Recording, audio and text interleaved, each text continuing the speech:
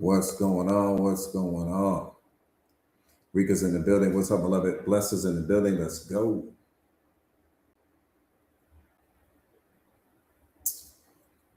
Good morning to you all. What's up, Annie? So good to see you. Good morning. Good morning. Good morning. Good morning.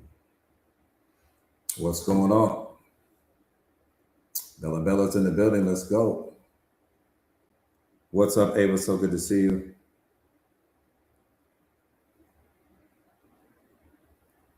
I appreciate that he got my lighter. Thank you for the gifts, you guys. Thank you. I appreciate it. Mr. K and Pete, what's going on? What's up, Rhonda? So good to see you, beloved. Stephanie, my brother, so good to see you. Tam, what's going on? What's going on? What's going on? What's going on?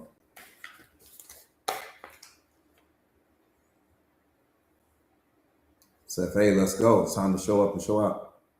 Man, we got people jumping in the live already.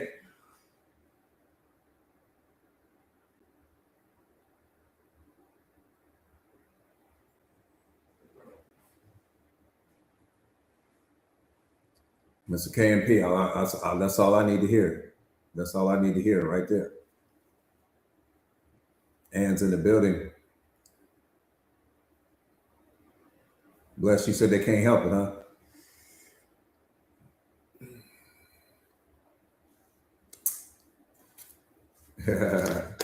What's going on? Tree is in the building. Let's go. Dunamis is in the building. Let's get it. What's up, Jesse? So good to see you. Welcome to you all. Welcome, welcome, welcome. What's up, Danelle? So good to see you, beloved. Welcome to you all. Turning Heads is in the building. Let's go. Let's go. Let's go.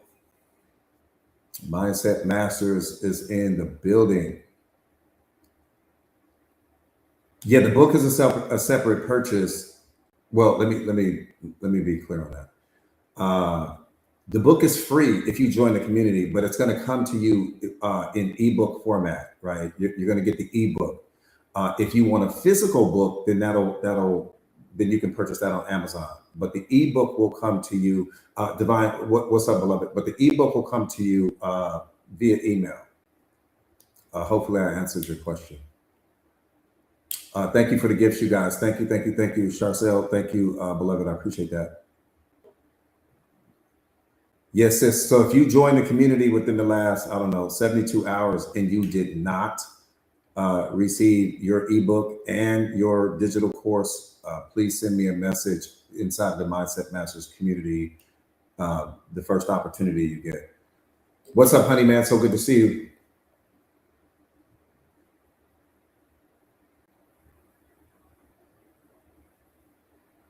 So good to see you all. Peace and blessings to you all. All is well, all is well, all is well. Life is in a mess and all is well. It's the most beautiful thing in the world. Life is in a mess and it's beautiful. Absolutely. What you don't want is perfect.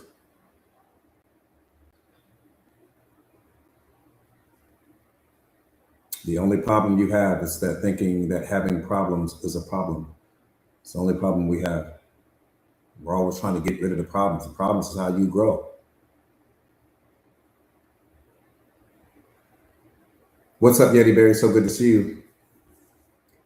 Better than before. What's up, beloved? So good to see you. I'm so serious, Rhonda, when I say that. Everybody's trying to get rid of your problems. What are you trying to get rid of the problems for? The problems are being created by your own programming and conditioning. That's number one. And the problems are an extension of you, the same way that the waves are an extension of the ocean. The wave is not trying to get rid of the ocean because the waves don't bother the ocean. The same way that your problems don't bother you. What's bothering you is the meaning you attach to them. What's bothering you is the story that you create around them. That's what's bothering you. The problems doesn't have the problem to bother you, but no thing has the power to bother you. Your own mind is what's bothering you, not the problems.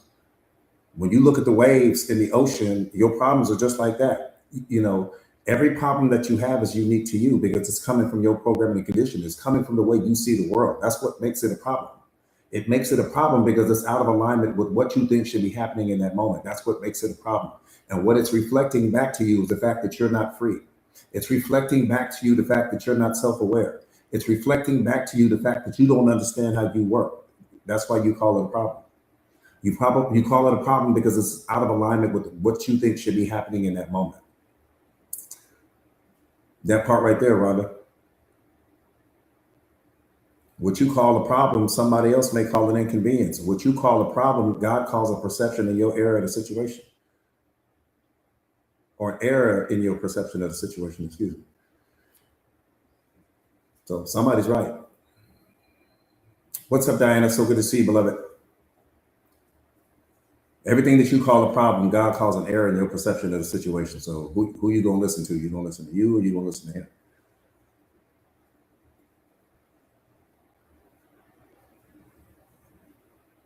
What's up, Jonathan? Jonathan is in the building. So good to see you. So good to see you. Boom. Yep. Do me a favor, real quick, you guys. Jessica said my morning tea. So good to see you, beloved. Do me a favor and share the live to your stories real quick if you haven't already done so. Share the live to your stories real quick so we can get busy getting busy.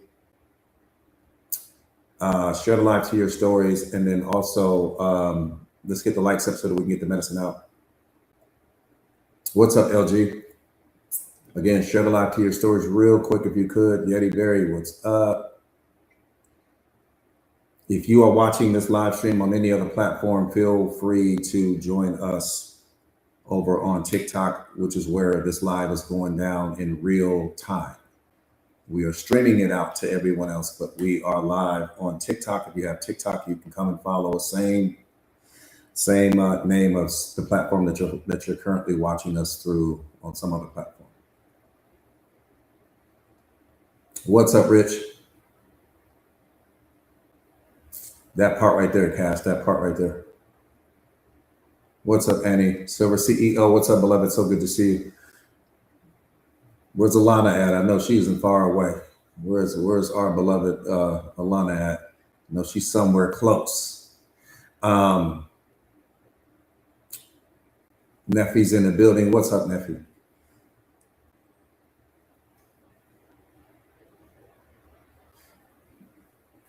Star C, I see you. I see you. I see you. What's up, Daystar? So good to see you, beloved. I am who I am, and that's enough. Ooh, you said something when you said that. You said something when you said something. I am who I am, and that is enough. If we don't put that on a t-shirt immediately, we disrespecting all of life. UK is in the building. I am what I am, and that is enough.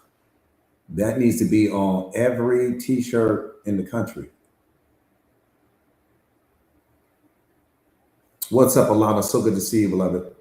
I'm telling you, if you don't put that on a t-shirt and sell it right now, I would wear that shirt every day, just in a different color. I am what I am, and that's enough.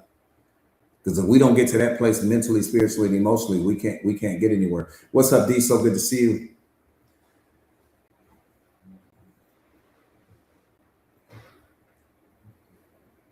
Somebody said they need advice. You came to the right place. Type me in the comments real quick. Let's get busy getting busy. Are you 23? Oh, if you're 23 and you here, you in the best place in the world. If you're 23 and your spirit brought you here already, it's game over. You in the best place in the world. I'm telling you, you need to be jumping up and down right now. If you are 23 years old and you are on this platform right now, first of all, your brain didn't bring you here. Let's start with that truth, and then we can go any direction you want. Your brain is not what brought you here. Your mind did not bring you here. The FYP didn't bring you here, even though that's what your ego is telling you. What spirit brought you here? Because there's something that you're supposed to learn. There's something that you're supposed to pick up. There's some new level of your life that you're getting ready to experience. So the fact that you're getting ready to become unlocked, the fact that you are 23 years old and you are here, you should be jumping up and down. Let go of yesterday. Stop focusing on what happened yesterday. Stop focusing on what you're missing. Stop paying attention to what's not there. Don't focus on who's not in your life anymore. This moment is the most important moment in the life because it's the beginning of forever for you. Focus on right now what's happening in this moment. Just shut the door to yesterday because yesterday has already shut the door on you. That's where you start. You don't shut the door to yesterday. I didn't say leave the window cracked. Shut the door to yesterday because yesterday has shut the door to you. That's where all of the problems are coming from. The problems aren't in this moment. The problems are happening. They're all coming from a previous moment that you project onto this moment. So we need to shut the door to yesterday. I didn't say crack, leave the door cracked. Shut the door, lock it, bolt it, and then let's move forward.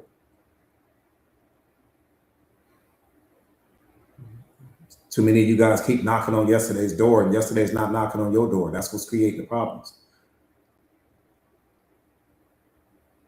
This moment doesn't represent a single problem for you. All of the problems in this moment are being projected from a previous moment. Just look at your life and you'll see it.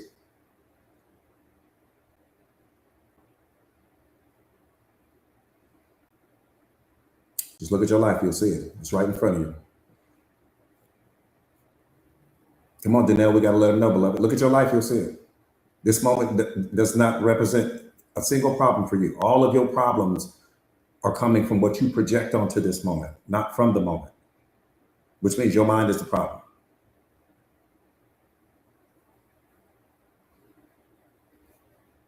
So we need to get past that. That's where we start. All right, boom, let's get busy getting busy. We're gonna get into this live. We got a lot to do. Type me in the comments real quick if this is that part right there. We got to wake them up, beloved. Type me in the comments real quick if this is your first time on the live with me. If this is your very first time, type me. Let me see how many first timers. Okay, what's up, Liz? What's going on? Okay, let me see. I see 3 or 4. Okay. Spirit brings you here. Spirit brought you here, not the FYP.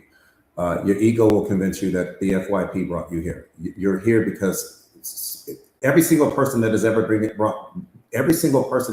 entered your life because your spirit attracted that person into your life because there was something that person needed to teach you. And that person came in wearing the face of something that you weren't giving yourself. For example, some people come in wearing the face of your fear. Some people come in wearing the face of the self-betrayal. Some people come in wearing the face of the fact that you don't love yourself. Some people come in wearing the face of the fact that you don't show up for yourself. Some people come in wearing the face of the fact that you don't believe in yourself. Every single person that has entered your life came to teach you something. And the mistake that you made is that A, you didn't understand that that's what they were in your life for. And then B, you took something that was temporary and you tried to make it permanent. So when that person left your life, they betrayed me, they cheated on me, they lied to me. No, the relationship had hit its expiration date. And that was just how they exited the relationship. Doesn't matter how they exit. What matters is what did they teach you?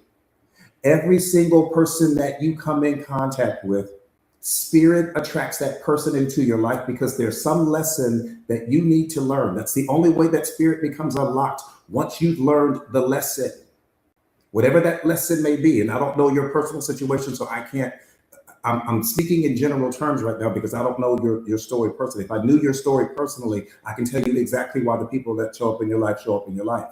Okay, so understand that every single person that enters your life wears the face of something that you weren't giving yourself.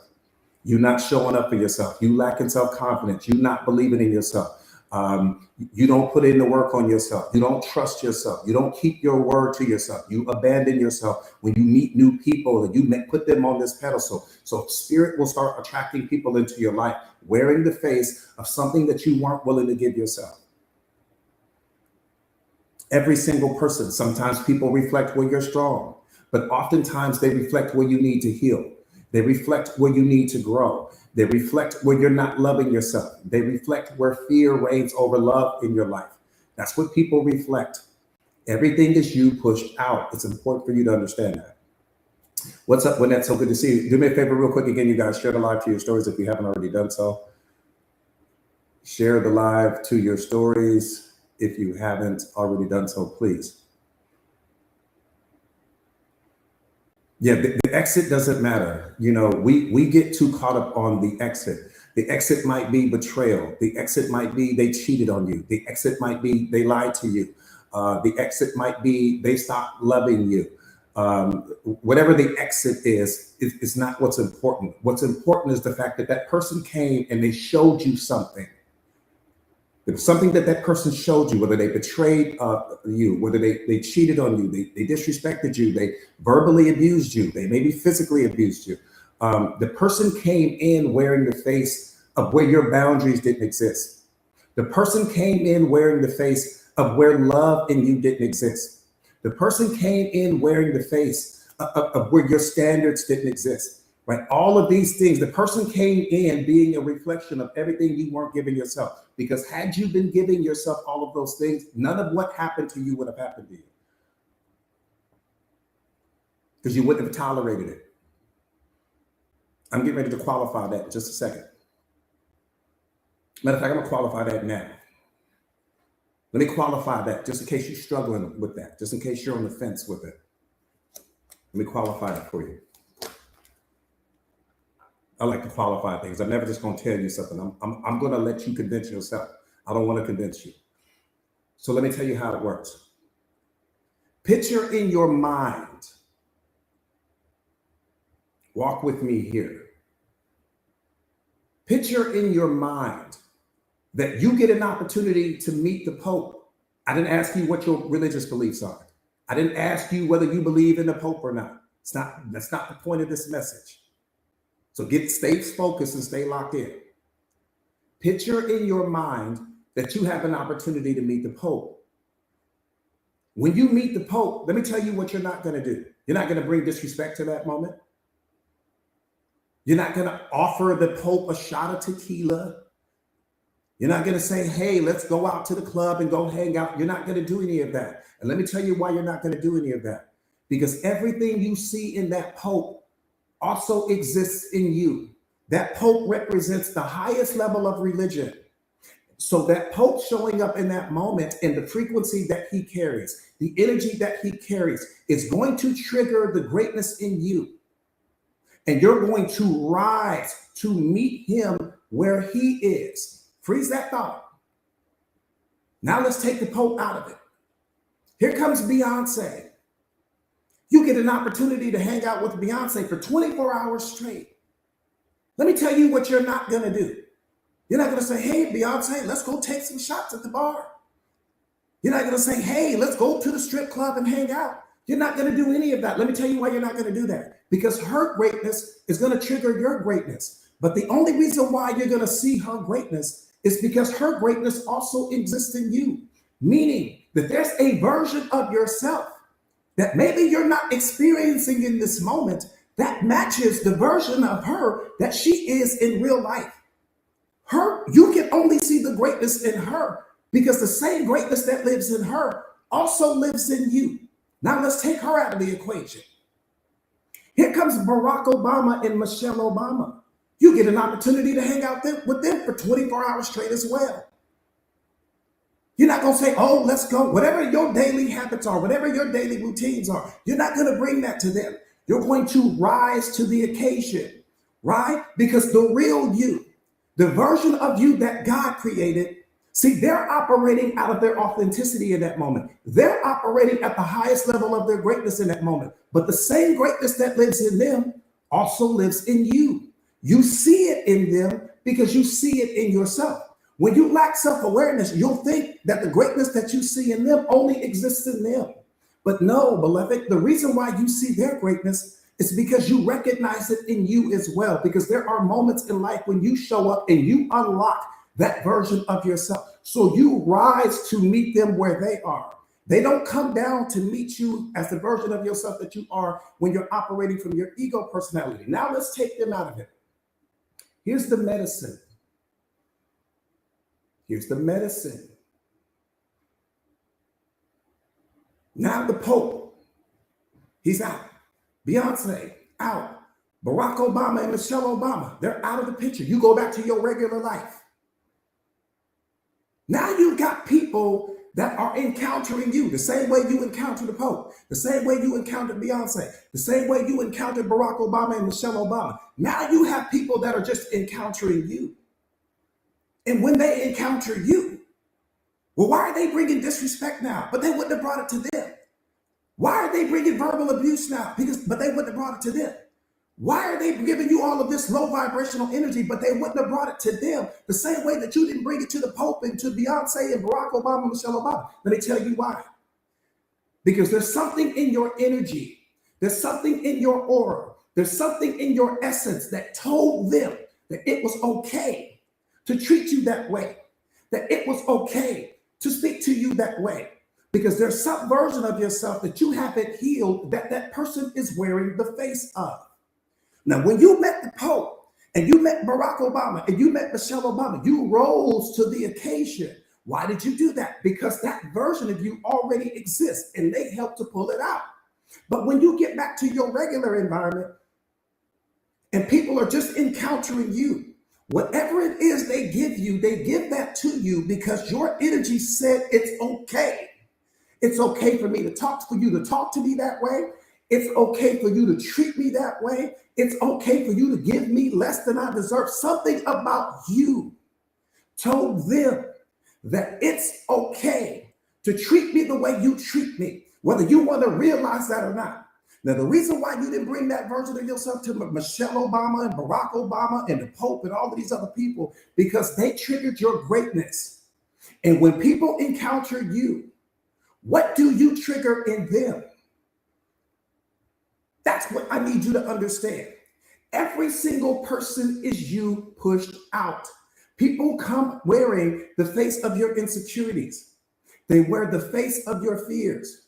They wear the face of your limiting beliefs. They wear the face of all of the moments when you abandon yourself. They wear the face of all of the moments when you don't show up for yourself. They wear the face of all of the moments when you don't keep your word to yourself. All those times when you say you're going to do this and you're going to do it. I'm going to start this over here and you don't start it. I'm going to leave this relationship and you don't do it. People come in wearing the face of every single version of you that's out of alignment with the version of you that God created, period.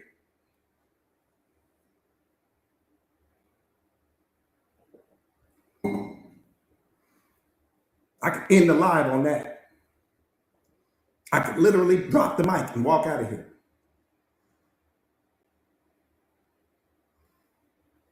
That's a whole lesson for today.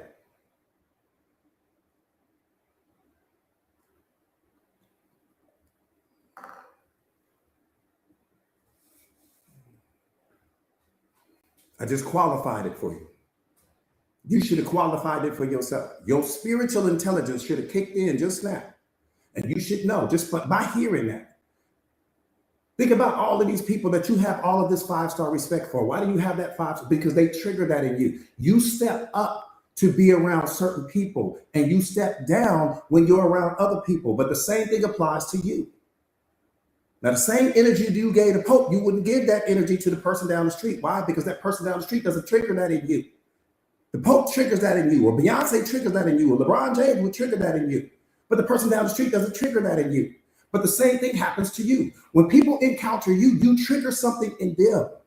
Some frequency that you're carrying, some energy that you're carrying, something in your essence told them that it was okay to give you whatever it is they gave you. Now, I don't know what they gave you, but oftentimes people are going to treat you. See, you don't understand. People are not treating you based upon the affirmations that you repeat in the mirror. They're not treating you based upon who you promote yourself to be on social media. People are a reflection of your self-concept. And your self-concept is everything that you believe to be true about you. So you can say all of the affirmations you want. You can go out and create all of the vision boards you want. But who you really are underneath the vision board, underneath the affirmations, is what people show up wearing the face of. Most people don't love themselves. Most people don't believe in themselves. Most people don't respect themselves. Most people don't show up for themselves. So God sends people into your life wearing the face of everything that you are not for yourself.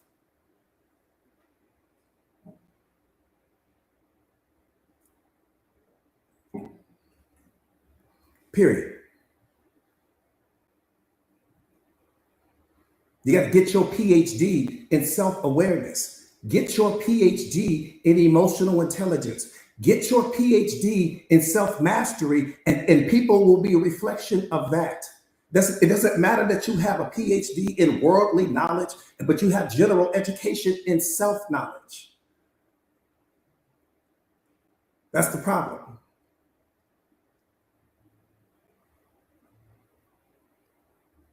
We want to go out and get all these degrees and certifications and all of this worldly knowledge, but when it comes to self-knowledge, we general information at best. And I'm being generous when I say general information. You got a PhD in worldly knowledge, but general education in self-knowledge. That doesn't make any sense. You spend all that time and energy adding information to the asset, never realizing and understanding that the asset didn't need that information. You got the universe in you. Doesn't matter what you learn from some university. What matters is, do you know who you are? Who are you underneath the information? That's what matters. Because when I go out and get the PhD, but I also have the PhD in self-awareness and emotional intelligence and self-mastery, now I'm powerful. But if I just got worldly knowledge and I have no self-knowledge, I'm a liability to myself. Because now I need some therapist, some psychiatrist to tell me who I am. And the moment that they can't tell me who I am, and the moment that they can't fix what's broken in me, because they can't, they're going to put you on some medication. And they put you on the medication because they couldn't fix your problem because you never had any problem. You're just out of alignment. But when you lack self-awareness, you don't even understand that. So now you taking medication that's only going to push you further out to sea. The medication is the bigger problem than the problem that you went to fix.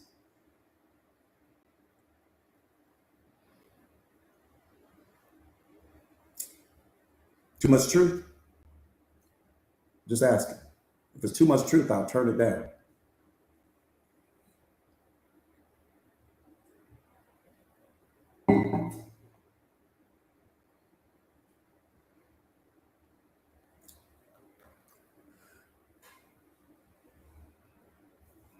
If it's too much truth, I'll turn it down. I don't want to give you a truth ache. I want to have to go and have a doctor pull out your one wisdom tooth we got back there.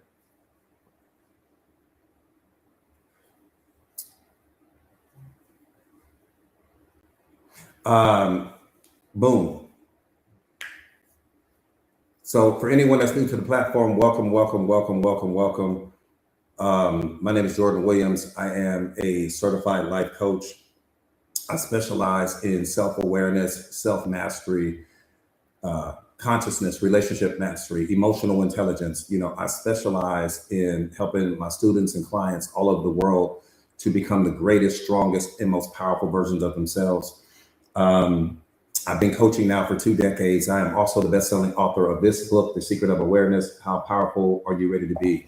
I've coached some of the top entertainers. I've coached some of the top athletes, some of the top celebrities, politicians, executives, doctors, lawyers, everyday moms and pops, you name it. I've coached them. What am I? I am the human manifestation of strength.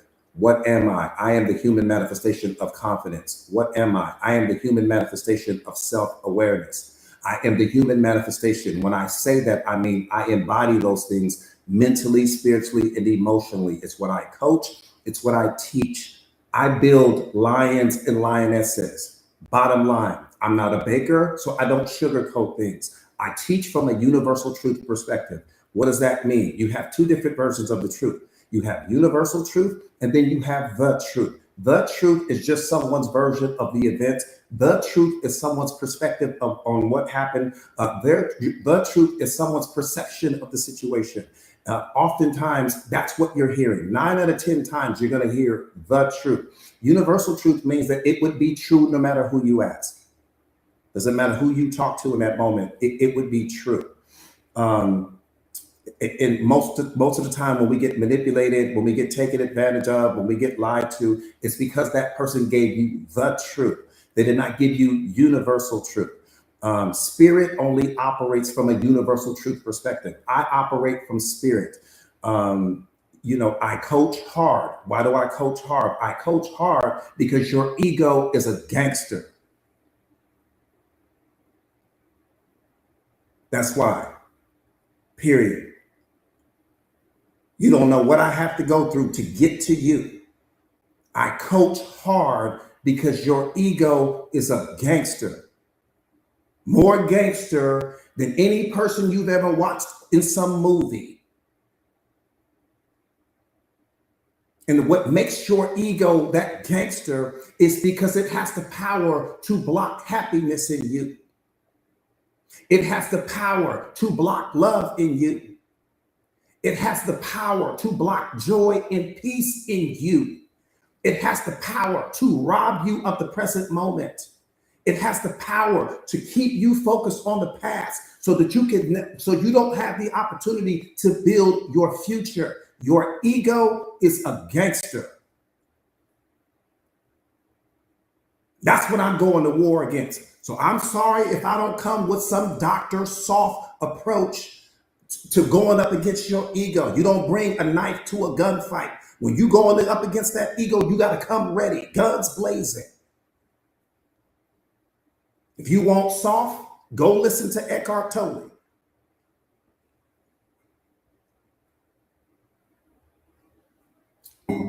If you want to wake up, this is where you need to be. If you want to become a master of self, this is where you need to be. If you want to become the most powerful version of you, this is where you need to be. If you want to become the most confident version of you, this is where you need to be. If you want to walk through life and be fearless, this is where you need to be. If you're ready to get rid of your attachments, this is where you need to be. If you're ready to get rid of your depression, this is where you need to be, because I'm built for this. I'm built by God. I'm not built by man.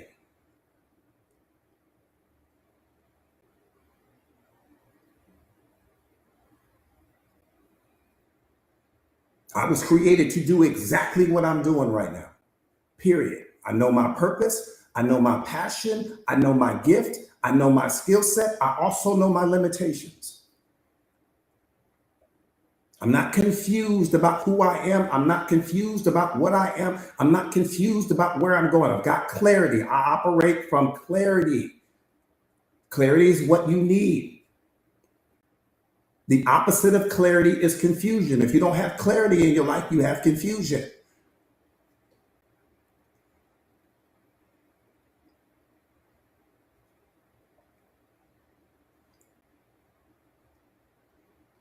Right?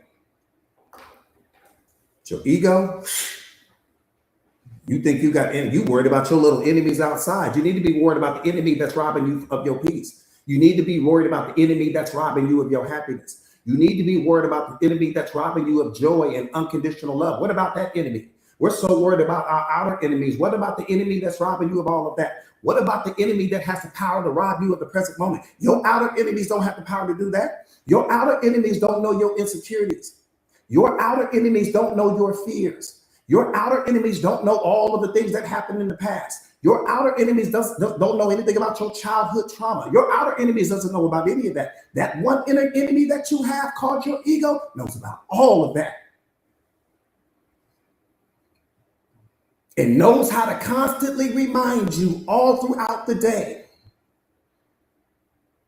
who stopped loving you and who stopped believing in you and who didn't show up for you and what if this doesn't go right, and got you all out here in the future creating the anxiety, and has you all out here in the future creating your worry and stress, and all in the past unlocking the depression in you.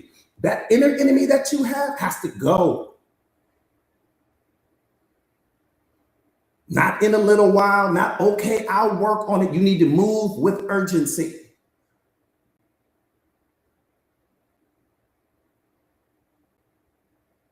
Because I don't give a damn how many people you add to your life. There won't be a single person that you can add to your life that will add a single fiber of happiness. Happiness is an inside job.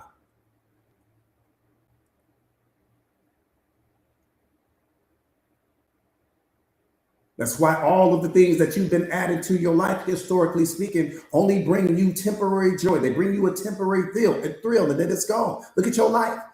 Look at all the stuff in your house that used to make you happy when you first purchased it. Where'd all that happiness go? Where'd all that joy go? Where'd the thrill go? Where'd that energy go? It's gone. It's been gone. You know it and I know it. You're talking to a real master of self. All this stuff that you've added to your life, all this stuff that you've accumulated, that degree that took you 4 or 6 years to go and get, Where'd all that excitement go that you had in the beginning?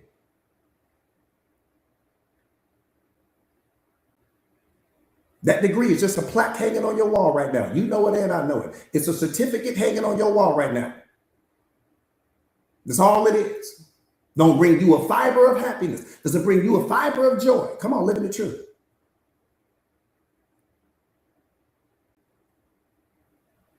You got it nicely framed on your wall. That's it.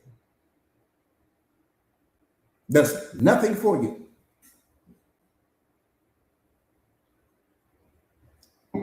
Why? Because external situations can't solve internal problems. Period.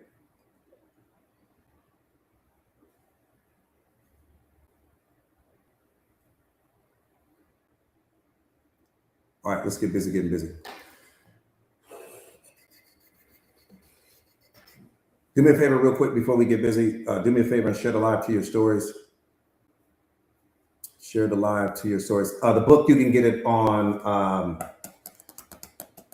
Amazon. It's available on Amazon. Again, it's a bestseller. It's a game changer. It's going to unlock you. I'm not in the book, but you are definitely in the book. I'm not there, but you are there. You'll understand it when you start reading it. You're going to discover every page. You're going to discover a different version of yourself. Big homie, so good to see you. So good to see you. So good to see you. That's okay. One more time. The book is The Secret of Awareness. How Powerful Are You Ready to Be? By Jordan Williams. The book is available on Amazon. It's a game changer. I would put that book up against any book ever written, historically speaking.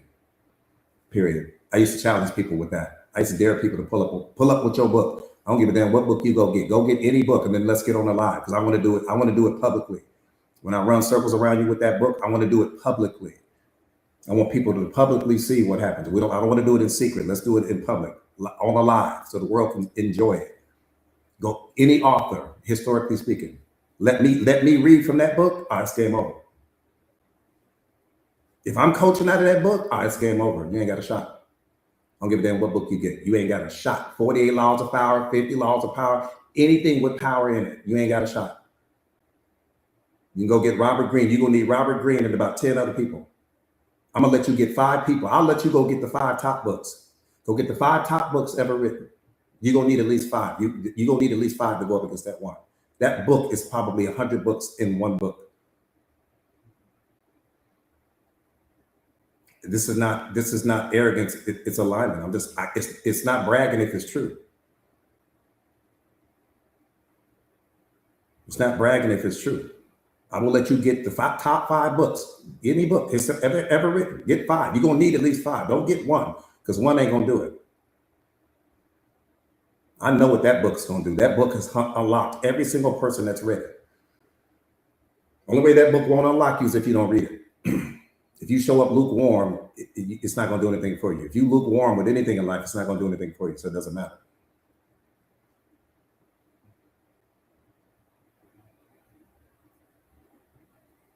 I think the book is like $29 on Amazon. Don't quote me on that, but it's, I think it's $29 on Amazon though. The name of the book is The Secret of Awareness. How Powerful Are You Ready to Be? The Secret of Awareness. Is it 39? Okay. Yeah, at 29 or 39. Yeah, you might be right, beloved. I'm sorry. I haven't looked on there in so long. I don't even know how much the book is anymore. I know what it does. I may not know how much it costs. I can tell you what it's going to do. I can tell you that. I may not know the price, but I can tell you the result. I bet you that. I may not know the price, but I can tell you the result. If you meet that book halfway, that book will meet you the other half. That book will take you places mentally, spiritually, and emotionally that you have never been in your life.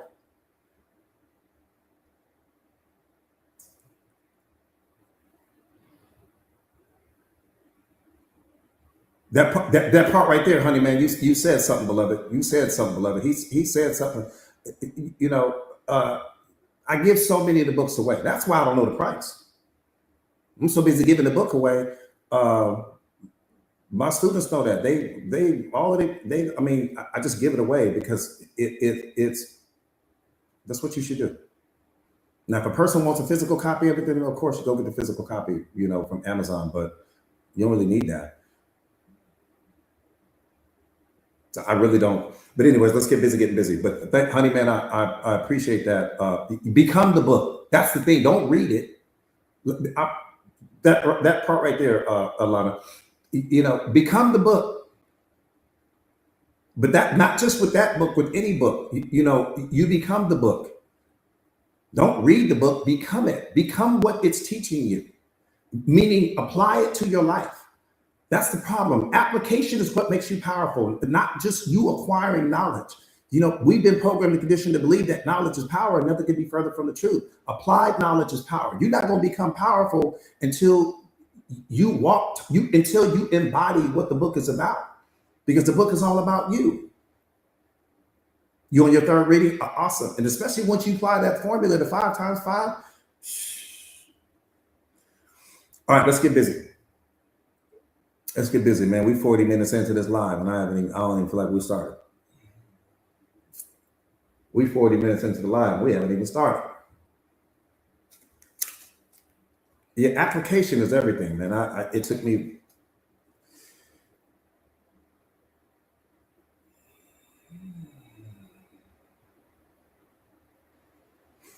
Let me say this to you. The number one indicator that you are not self-aware is that you're suffering. That's number one. The number one indicator that you are not self-aware is that you're suffering. Suffering is a sign that you are out of alignment with the truth. Suffering is a sign that you don't know who you are. Suffering is a sign that you are operating out of your ego personality and not your spiritual essence. Suffering means I am ignorant to my true nature.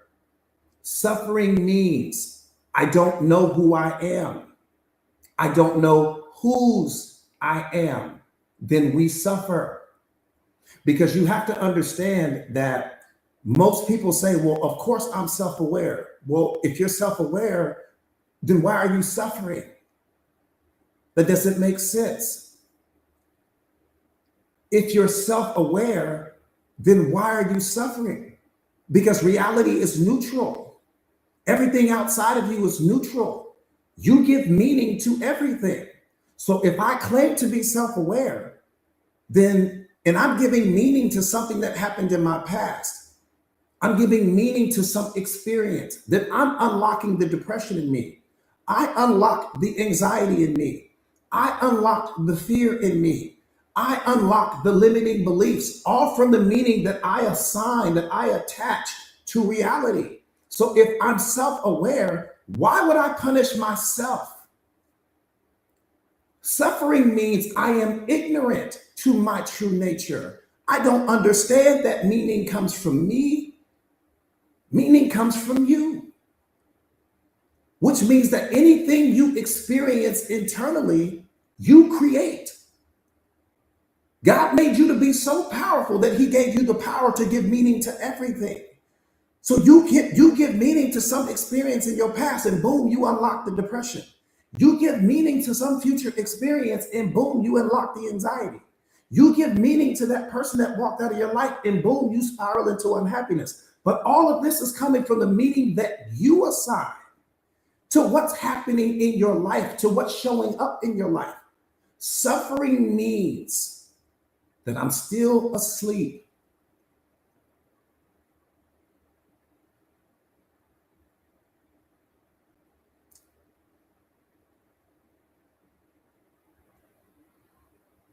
Period. When you are self-aware, there's no more suffering. It's the greatest gift. It's the first gift you're going to receive. You're going to receive many gifts from it. But the first gift that you receive is there's no more suffering. Fearlessness. You don't know it exists. And the reason why we don't know it exists is because you're too busy attaching meaning to things that make you afraid. Fearlessness is the second gift you receive, but people don't know it exists.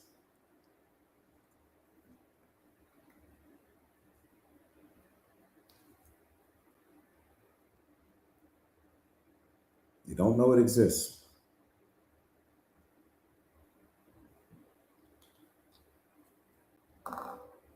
No, no, no, no, no, no, no, no. No, no, no, no, no, no, no. That's not true. That's not true, Obama. That's not true, beloved. It's not true. Not true at all. Not true. There's healthy fear and then there's unhealthy fear. You know, if a lion were to walk into um, a room with you, right, and there's only one exit out, and you got to get past this lion in order to get out, it makes sense in that moment why you would be afraid. If you are standing in a dark alley and someone walks up and they have a knife to your throat, and you know for sure that this person is getting ready to swipe, it makes sense that you're afraid in that moment. But only in situations where your life is truly being threatened and you know that this thing genuinely has the power to hurt you. How many lions do you encounter all day? How many people do you encounter that have a knife to you? How many times are you held at gunpoint throughout the day? So all of the other fear that you experience is being created by your own mind. If you're walking across a tightrope across the Grand Canyon and you don't have a parachute and you can't afford to make a mistake, it makes sense to me. Coach, I'm afraid. I would understand. You don't have a parachute. It's windy, and you trying to make it across the Grand Canyon all at the same time on a tightrope. I would understand why you are experiencing fear in that moment, but you're not walking across the tightrope all day long.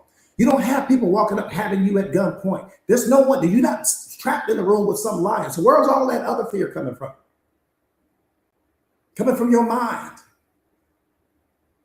So you have healthy fear and you have unhealthy fear. The healthy fear I'm not worried about. It's the unhealthy fear that's hurting you.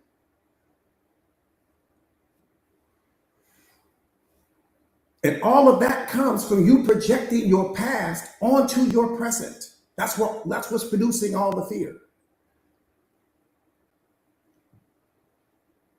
You don't want history to repeat itself. So you're trying to predict the outcome of a situation. You're afraid to lose people. You're afraid you won't be happy without this person. You're afraid you can't make it without this person. You're afraid to be rejected from this person. You're afraid of people's opinions. You're afraid of people judging you. You're afraid of people seeing the most authentic version of you. You got all this fear in you.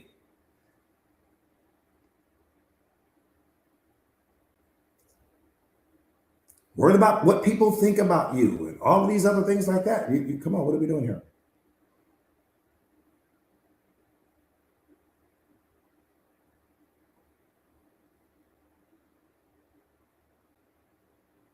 If I got to elaborate on any deeper than that, then this ain't the lie.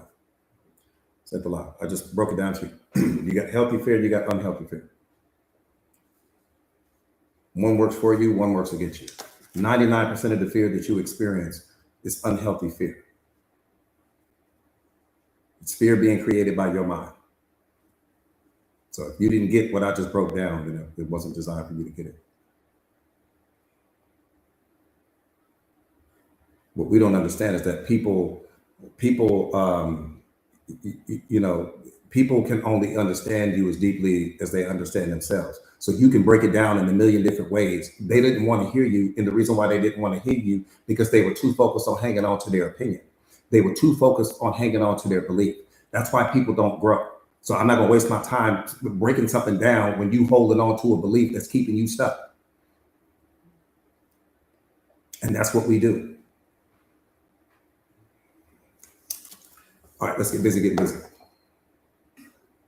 Yeah, you can sit there. I'm telling you right now, once a person's mind is made up, once a person's mind is fixed, that their way of seeing the world is the way, you can break it down in every language on the planet. It's not going to matter. You're wasting your time because the person doesn't want to hear you. It's not that they can't hear you. It's that they don't want to hear you because they're too busy hanging on to their belief.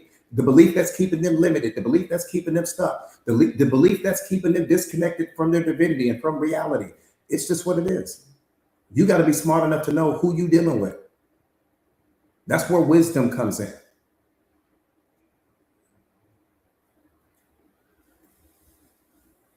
All right, let's get busy.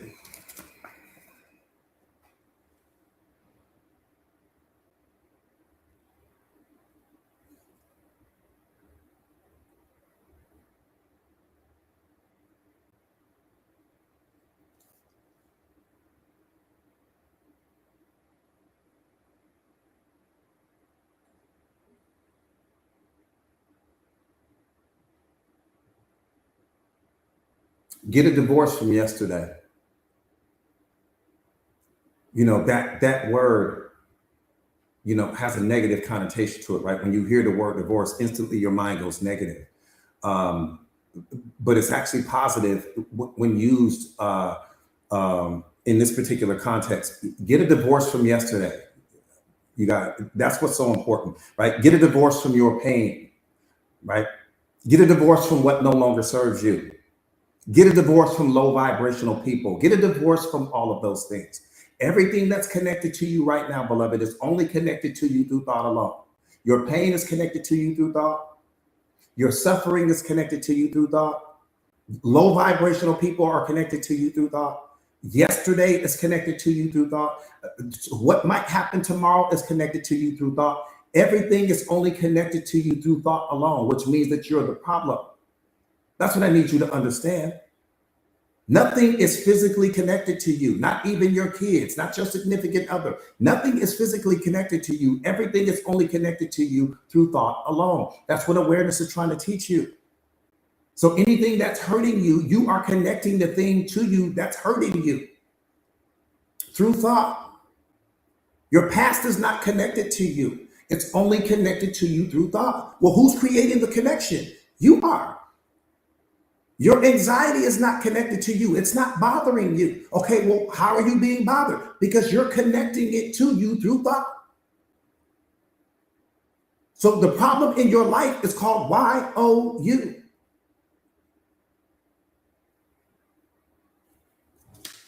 Yeah, get a divorce from all of that. But most importantly, it's time for you to become a master of self. That's why I'm in your life right now.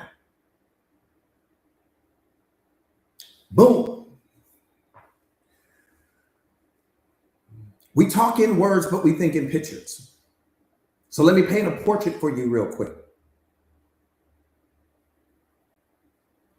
I want you to picture, let me tell you how reality works. Let me tell you how reality works. I want you to picture in your mind's eye that it's a Sunday afternoon and it's pouring down rain outside. I'm talking about it's raining cats and dogs. And you call an Uber.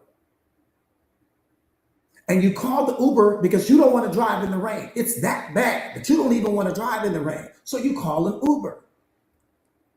The Uber shows up to pick you up. You get in the back seat. The Uber in that moment represents the present moment. It's getting ready to take you somewhere else.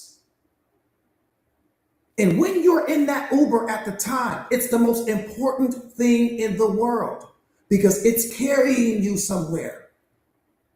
But the moment you get to your destination and you get out of that Uber, the Uber is no longer important. It did its job. Its job was to get you from one moment to the next, from one destination to the next. That's it. And when you step out of that Uber and you watch it drive away, you're no longer thinking about it. Why? Because it's no longer a part of your story. It's no longer a part of your experience. It's no longer a part of your journey. It did its job. And guess what you're going to do? You're going to let that Uber leave your consciousness. You're going to let that Uber leave your mindset and you won't think about it anymore. Freeze that thought. That's how life works. Every single experience that you have had leading up to this moment is just like the Uber. It was designed to bring you here. Once it got you here, it did its job. Your job is to let it go. The same way when you get out of the real Uber, you let it go. You're not walking around thinking about that Uber all day long, but that's what you're doing with your life. You're thinking about yesterday, and you're thinking about last week, and you're thinking about last month, and you're thinking about who stopped loving you. That's the equivalent of you being in that real Uber and you getting out, and then you walk into the restaurant and you with your family, you with your friends, and you're obsessing about, I wonder where the Uber went. I wonder who they're picking up next. I wonder where they're going. What are you doing? You ruining the moment. Your family and your friends will be like, where are you? You are mentally somewhere else. But that's how we walk through life. That's exactly how we walk through life. All of your yesterdays are like the Uber. They carried you to this moment. Once they got you to this moment, they did their job. Your job is to let it go, because you can't edit the situation. You can't change the situation. You can't control the situation. You can only learn from the situation. Your past is a reference point.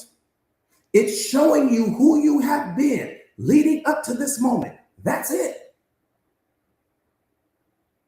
It's not a reflection of who you are right now. It's a reflection of who you were.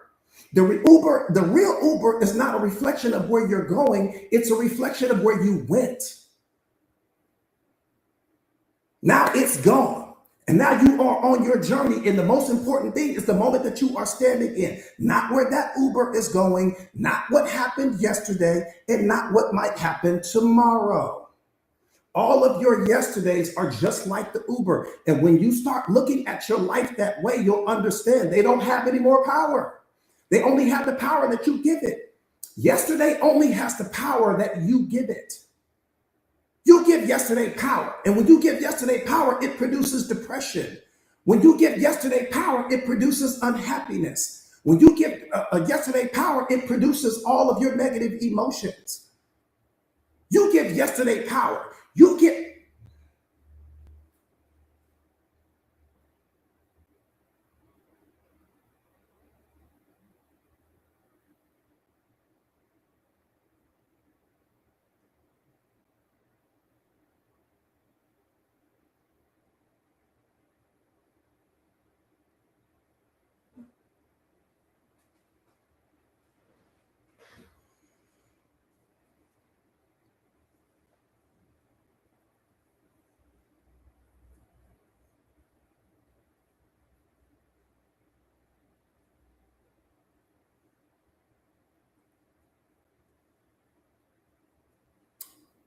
I don't think you're hearing what I'm saying.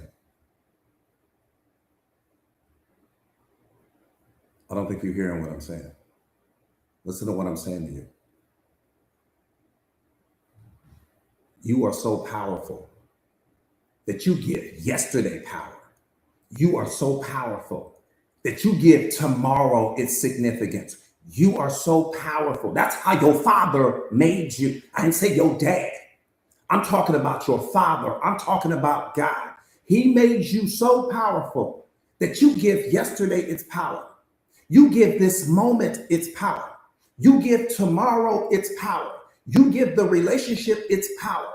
You give your pain its power. You give your past its power. You give everything in life its power and its significance. It has no power until you show up. Nothing in your life has power until you step on the scene. The moment you step on the scene, everything becomes illuminated because meaning comes from you. You are an extension of your father. Wake up. Stop listening to what these people have told you you are and understand what you are at your spiritual nature. This isn't a play on words. I'm giving you spiritual common sense. Everything in your life, you give it significance. You give it power. You giving me power right now. I only have the power that you give me. You either think I'm amazing or you think I'm bad. You think I'm good. You think I'm mediocre. You think I'm this or you think I'm not. But whatever you think I am, the experience that's happening in you is coming from the meaning that you attach to me.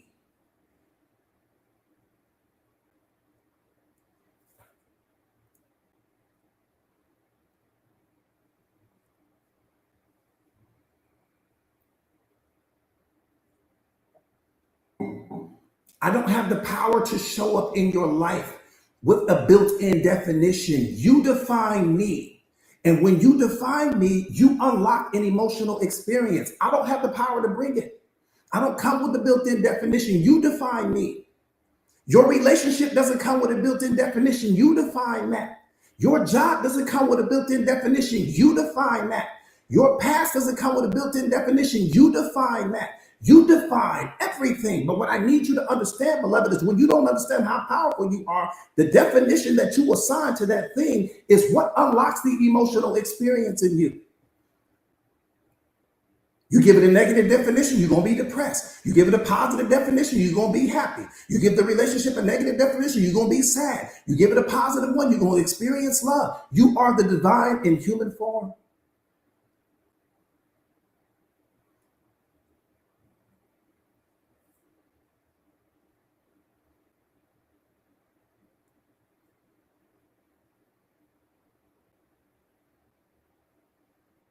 You are the only thing in the history of this planet that can never be appraised. We can appraise diamonds, we can appraise gold, we can appraise houses, we can appraise buildings. We can't appraise you, which means that your definition of who you are, I'm going to react to who you say you are, not to who you pretend to be.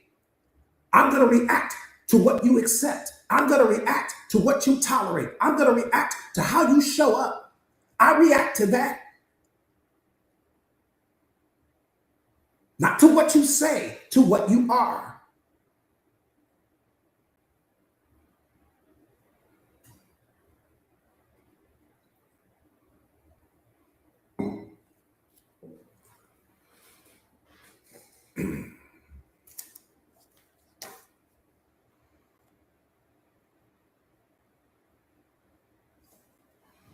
See, what's important for you to understand is that people don't follow what you say. They follow what you tolerate. Don't ever forget that. People don't follow what you say. They follow what you tolerate. They follow what you normalize. They follow what you accept. So it doesn't matter what you say. Because you can say one thing, but you accepting something else. I ain't gonna never tolerate disrespect again, but then you turn around and do it. The person is reacting to that. They're not reacting to what you're saying. They react to what you accept. They react to what you tolerate. They react to what you normalize.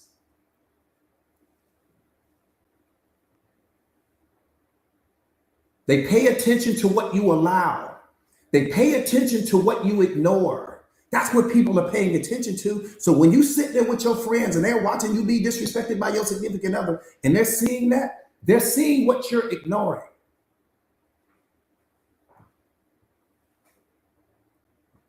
And then we wonder, why does this person disrespect me? And why does this person doing that? People are watching you. You are a master class for every single person that you come in contact with. Beloved, you got to understand that. You are a walking master class. You are teaching people how to deal with you. That's how I learned how to deal with you, how you deal with yourself. You are my master class. When I meet you, I can only be an extension of what you bring to the moment.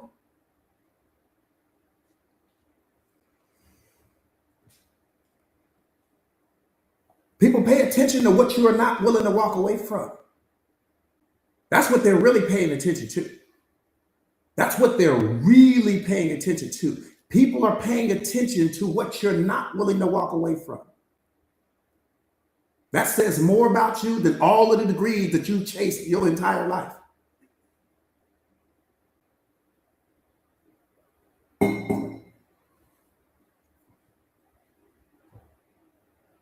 Because you can say that you value and respect yourself all day long.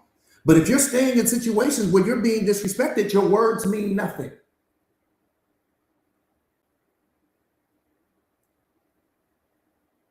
Don't mean a thing.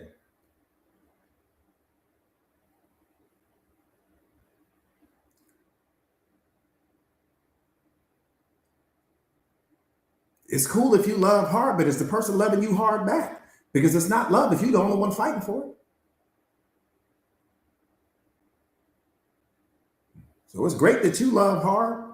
I'm not worried about that. I'm worried about, is it reciprocal?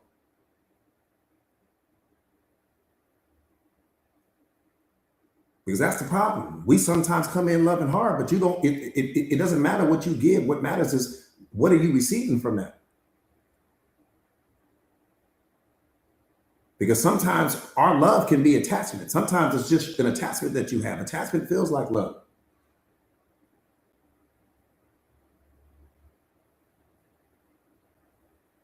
And oftentimes when we love hard, when we say that, really that's conditional love, right? Because we'll lose ourselves loving someone else.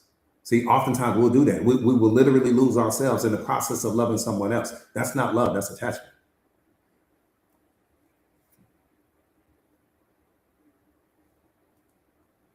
But I understand what you're trying to say.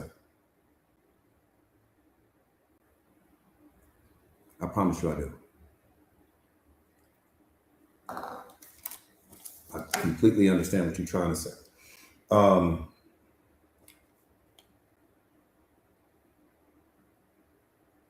See, your standards aren't something you announce. They're something you enforce. Stop wasting your time announcing your standards and focus on all of that energy and attention on enforcing them, right? Your standards aren't something you announce, they're something you enforce. How quickly you detach yourself from low vibrational people says more about you than words ever will. Let me say that one more time. I said, how quickly you detach yourself from low vibrational people says more about you than your words ever will. Stop trying to convince people of who you are with your words and let your behavior do the explaining. See, your behavior can have a conversation with that person that your words never can communicate. You can be saying something out of your mouth, but your behavior is what's going to teach them more than your words ever will. The moment that that person gets up and starts, the moment that that person starts to disrespect you, I'm talking about that first word of disrespect, and you get up and you remove yourself from the situation. Your silence in that person, in that moment, said more than your words ever could have.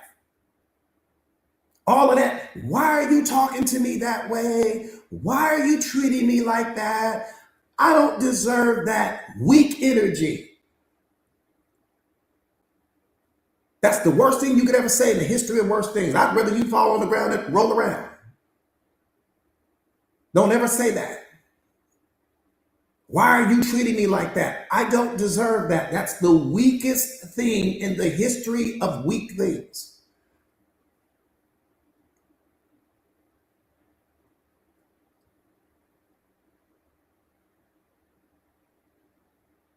The weakest thing in the world. I'm out.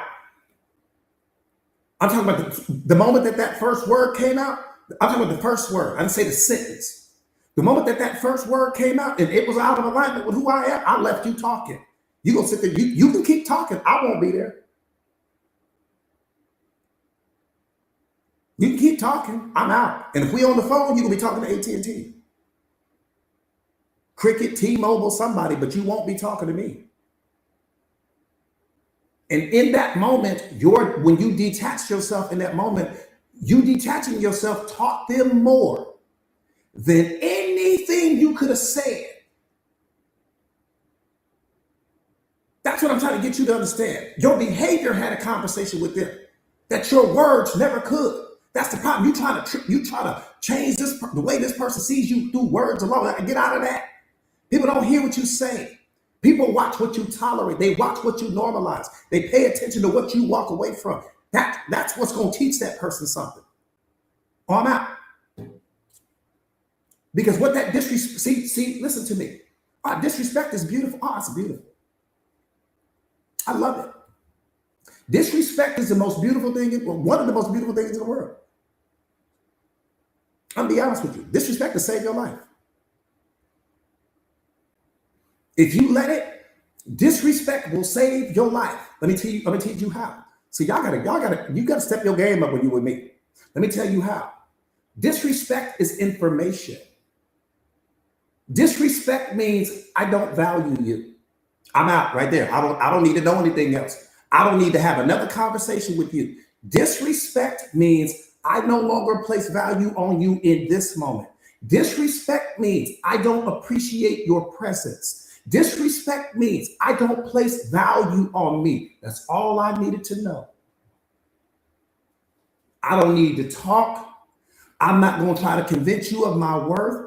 I'm not trying to sit here and get you to see me through some other filter. I am out. And if you pay attention to what disrespect is trying to teach you, it will save your life.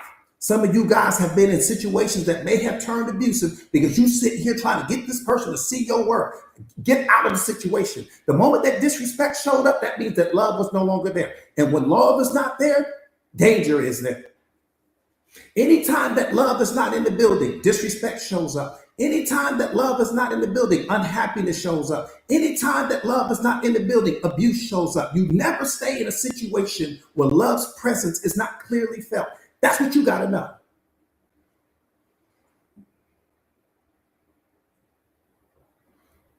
Because when love is not there, that means that God is not there. And when God is not there, I'm out. I see what happens. Look around what's happening in our world today. Look at all the places where love is not. Violence is there. War is there. Hunger is there. Abuse is there. Look at all of the places where love's presence is not. Just look around in the world. What are we pretending not to see here? What are we pretending not to see here? Love is your compass. It's the thing you follow. The moment that love is not there, you shouldn't be there. Why are you there and love is not there? And you the human manifestation of love. Just make that make sense to me. How did you show up on the scene and love is not there? The moment love left is when you should have walked out. The moment that love grabbed his keys and moved out that door, you should have left with it. And your pain wouldn't have been there. Your suffering wouldn't have been there. The drama wouldn't have been there. If you start following that, two things you need to follow. You need to follow love. And you need to follow disrespect. You need to understand the two. You need to have a healthy relationship with the two. Because the moment I start disrespecting you, I don't place value on you. And when I don't place value on you,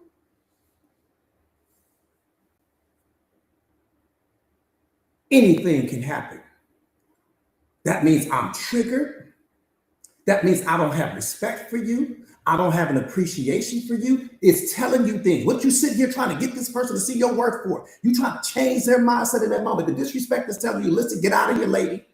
Get your stuff and get out of here. The disrespect is shouting at you. You ain't listening because you're so busy trying to get this person to see you.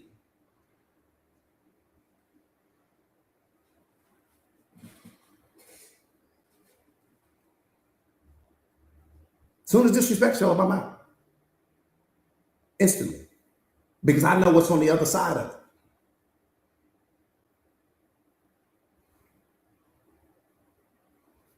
Two things I follow. I follow disrespect. Oh, I got a healthy relationship with it. And when I say disrespect, I'm talking all of the condescending tone. I'm talking about all of the people that try to make you a punchline when they say the little jokes. And then when you catch that person making a joke about you, they start calling you sensitive, start gaslighting you. You so sensitive. You can't take a joke. No, I'm not going to be your punchline. You want to tell jokes, go to the comedy club. They got a spot for you. I'm not there. This ain't the comedy club. Don't make me your joke. Don't play with me like that. Go home and play with your kids, but don't play with me.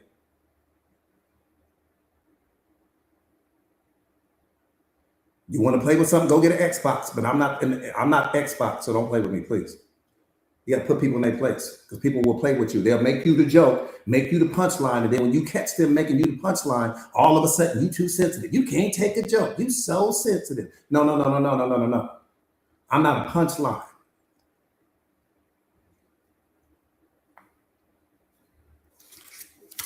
Do me a favor real quick, you guys.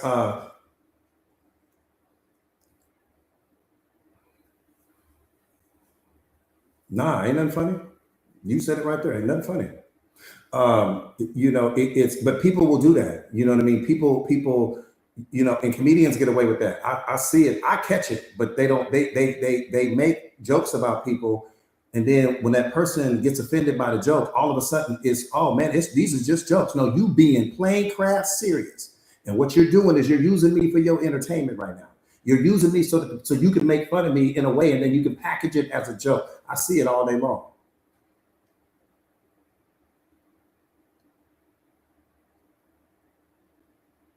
Plain craft serious.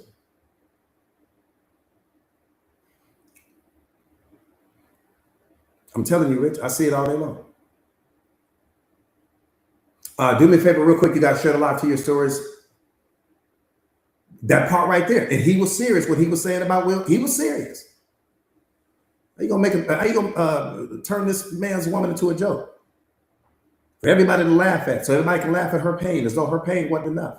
You can't do that. You can't take people's pain and turn it into something for your entertainment and for other people's amusement. You can't do that. He got whatever he deserved. You can't, what you speaking on that man's woman for? You got the whole world laughing at her as though her pain wasn't enough. As though she wasn't insecure enough about what was going on with her condition and her situation. You can't do that, man. You got to leave people. If you can't tell a joke about something in life that has nothing to do with me, then you shouldn't be telling jokes. Don't put me into the joke with you.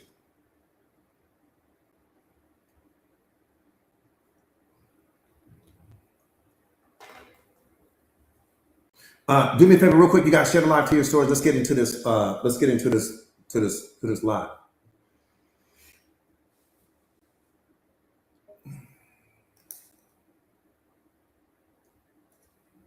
That part right there. Yeah, it's just like I said again, it's just not tolerant disrespect, because I appreciate the gift you guys. I appreciate that, Chris. I appreciate that more than you know. Again, share the live to your stories real quick, guys, and let's get the lights up so we can get the medicine out. People will take your situation, they will take your pain, they will take your unfortunate, whatever it is you're going through, and they'll turn that into something else. And they'll turn that into something else, whether they make a joke out of it, whether they, using it when they talking about you behind your back to other people that you don't know, and so you got to be careful with that. So it's like I said again, when you don't tolerate the disrespect from people, and that doesn't have anything to do with being tough. When I say not tolerating disrespect, I'm not talking about you walking around like you tough. It has nothing to do with being tough, right? It has nothing to do with being tough. Boom, let's get busy.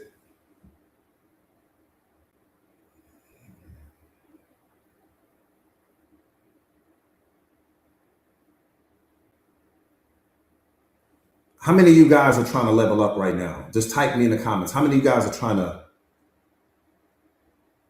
take your life to another level, right? Maybe you've been stuck for a little while or something like that, right? And you're just trying to, I'm just trying to get to the next level. Let me see.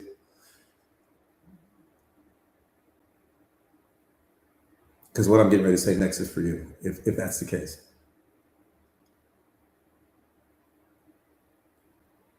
Got it.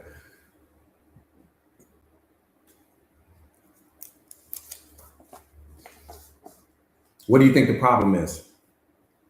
What do you think is keeping you stuck? We understand the goal, but what do you think is keeping you from it? What do you think that's keeping you stuck? Yourself, you?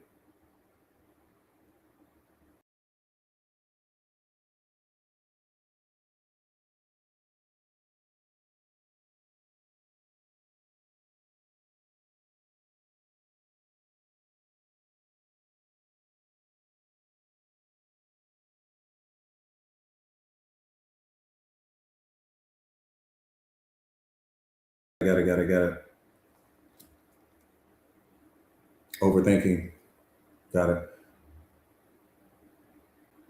Here's the problem. If you're going to start a new life, the first thing you have to do is break the agreement you made with your old life.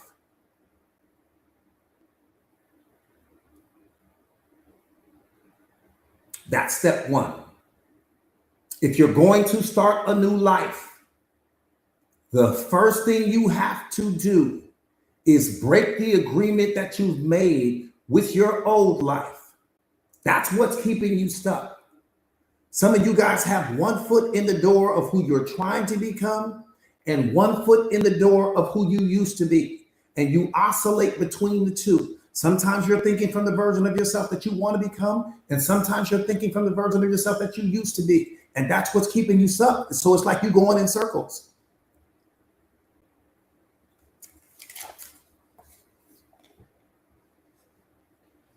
You have to stop making deals with who you were and start making commitments to who you are becoming. That's step one.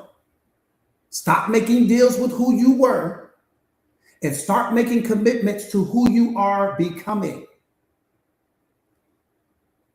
You don't change your life by stacking habits. Well, let me say it this way. You don't change your life by stacking better habits on top of broken ones. And that's what you guys are doing. If you're stuck, chances are 9 out of 10 times, it's because you're stacking new habits on top of bad ones. You don't become powerful that way.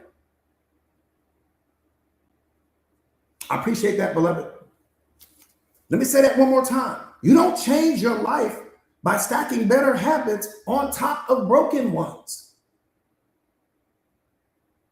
Some of you guys, that's exactly what you're doing. You adding all this powerful information to yourself, but you got all these habits that you're still entertaining that are broken. There's only 2 types of habits. There's the ones that serve you and the ones that don't. There's only 2 types of habits. So the habits are either serving you or you got habits that are not. It's the habits that don't serve you that's hurting you. It's the habits that don't serve you that you won't walk away from that's hurting you. So you can go and you can start stacking all of this self-awareness and emotional intelligence and self-mastery. You can stack all of this new information and all of these new habits, but you're still making agreements with the old habits. You're still entertaining the old habits, which is keeping you operating out of the old version of yourself, which is keeping you operating out of that mindset of who you used to be. You haven't fully made a commitment to who you are becoming.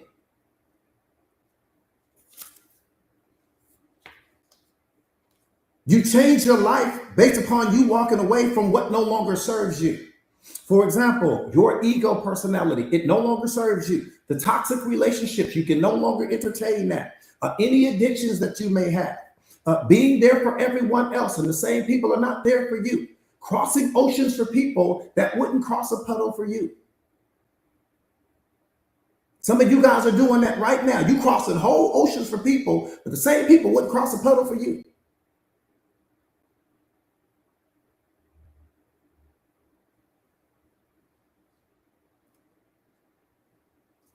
Some of you guys are doing the right things, but you're hanging on to old habits that are canceling the right things out. So you're doing the right things. You showing up to the lives and studying and shadow boxing, but you still have habits that are canceling all of that newness that you bring into your life. It's canceling them out.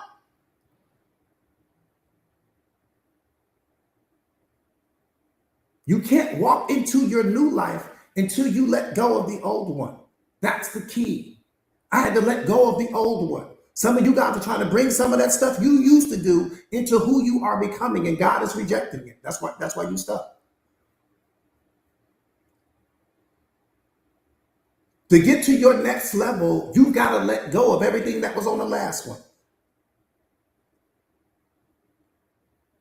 That's why you stuck. I can tell you right now, that's why you stuck. What's up, Raven? So good to see you, beloved.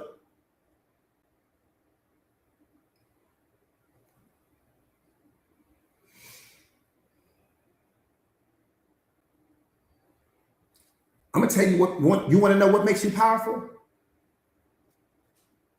I'm going to tell you this mindset right here, change your whole life. What's going to make you powerful is what you remove. When you become that version of yourself, what makes you powerful is what you are willing to remove. That's it. When you got that mindset, oh, it's over with.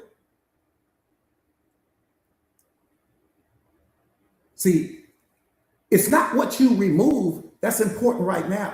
It's what you think you can't live without. That's what's hurting you. Some of you guys are in a situation right now where you got some things in all of your yesterdays, some things that's connected to the old version of you that you think you can't live without. That's why you're not making it to the next level. That's why you're not leveling up, because you sold yourself a story mistakenly that there's some things that are attached to the old version of you that you can't live without.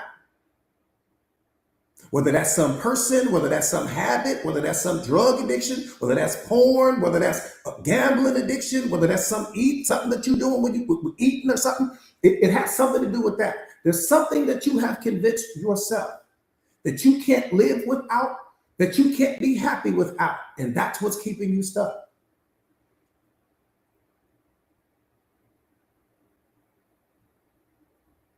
Again, what makes you powerful is what you're willing to walk away from. What makes you powerful is what you're willing to remove, not what you cling to.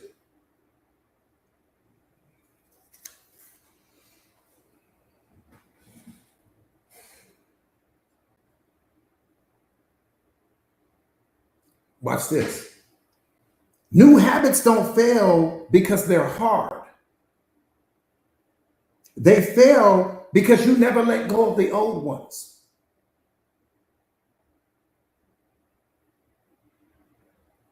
One more time. New habits don't fail because they're hard. They fail because you never let go of the old ones.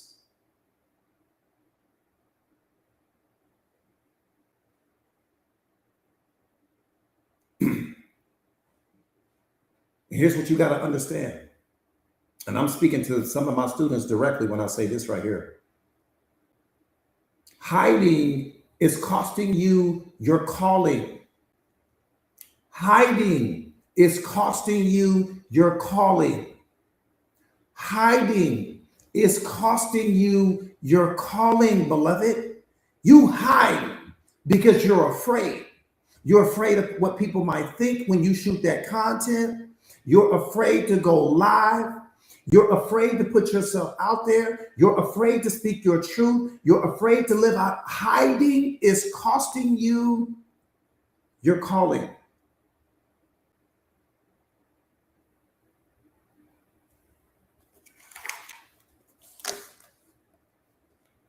You've been praying for visibility, but you're hiding behind your fears. Make that make sense? You're praying for all this visibility, but you're hiding behind your fears. And you're wanting to be used by God, but you're afraid to be seen by people. Think about what I'm saying, beloved. You're praying to be used by God, but you're afraid to be seen by people. So he's confused.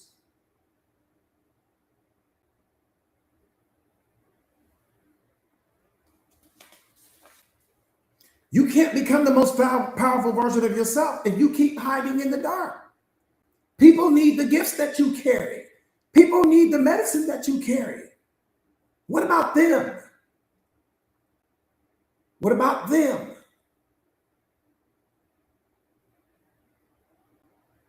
What about them? Every single person on this live stream right now carries medicine. Your story is your medicine. Your pain is your medicine. Everything that you've experienced that you are now on the other side of is your medicine. And there are people that don't have a solution to something that you already have the answer to. There are people right now that are at the beginning stages of something that you've already overcome. They need you. But you're giving so much power to people's opinions and what they might think. And, you know, I don't want to be judged. And what are we doing here? Hey, Tom, what's up, my brother? So good to see you.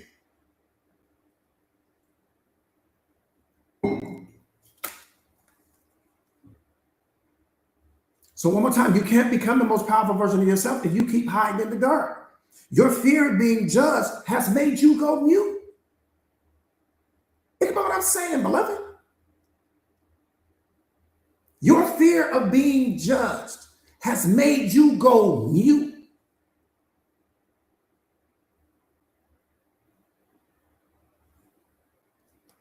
And playing small isn't keeping you safe. It's keeping you from your calling. You ain't safe. Every moment that you don't put your medicine out to the world, right, is your potential being wasted. Your calling being wasted. The reason why you were created being wasted. For who? Whose opinion carries that much power in your life? Whose opinion on social media carries that much power to where it's caused you to go mute?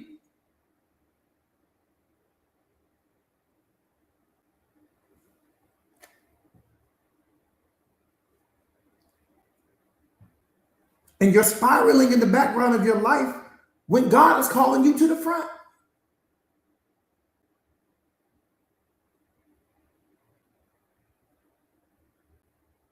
He's calling you to the front, but you're spiraling in the background of your life. That's why you're here.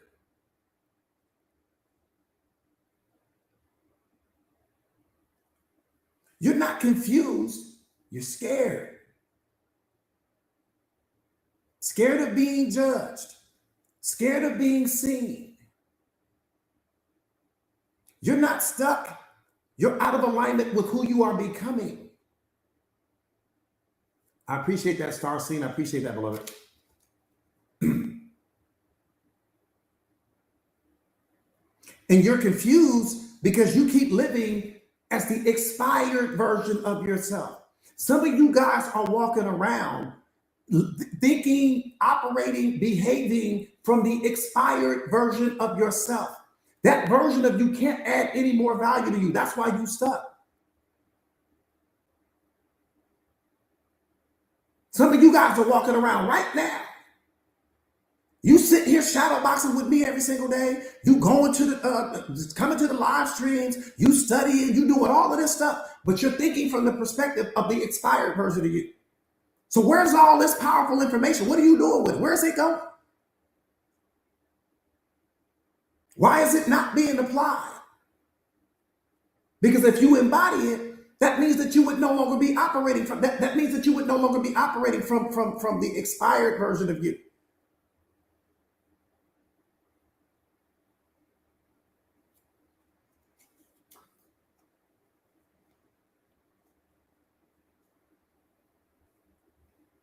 See, you keep calling it procrastination, but it's really hesitation rooted in fear.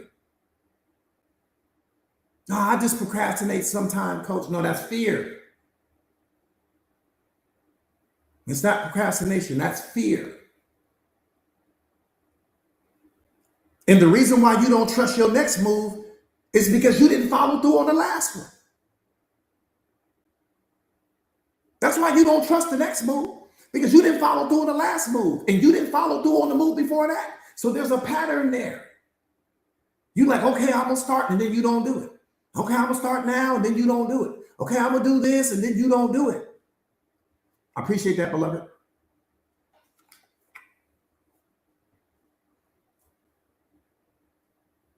So again, how you gonna have confidence in your next move if you keep dropping the ball from the previous move? Confidence doesn't come, you got to understand this. Confidence doesn't come from you thinking about the thing. Confidence comes from you doing the thing. You gain confidence on the other side of doing. Courage is what you bring to the moment. Courage is the thing that gets you to the front door. So you don't lack confidence, because confidence can only come from the experience. You lack courage because you don't want to do the thing. But you lack courage because you keep thinking from the expired version of you. That version of you doesn't serve you anymore, but that's why you're stuck. Confidence can only come after you do the thing, not before. And you lack courage because you don't keep your word to yourself. Every time you say you're going to do something, you don't do it. Oh, I'm going to start this, and then you don't do it. Courage is like momentum. You got to get it started first. So all that time when I'm going to leave the relationship, you don't do it. I'm going to leave my job. I'm so tired of them talking to me like that. You don't do it. Of course you don't have courage. You don't follow doing your word. I ain't going to tolerate that. I'm not going to let somebody talk to me like that again, and then you do it. I'm not going to ever let somebody treat me, and then you do it. So your brain is like, I don't have, we bankrupt when it comes to courage. Your courage tank is empty. Not because you're not deserving, not because you're not worthy, but because you don't follow through on what you say you're going to do. That's what builds courage. And then once your courage tank is built, you go and start doing the thing. Once you start doing the thing, then confidence comes. Confidence and courage are opposite ends of the same stick. But I need courage first. Then I can get to confidence. I don't get confidence and then I get to courage. It doesn't work that way.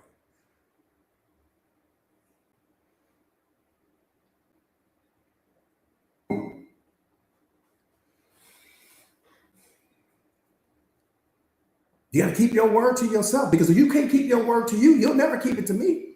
If you can't keep your word to you, you're the most important thing in the world. So if you're not keeping your word to you, well, who are you keeping it to?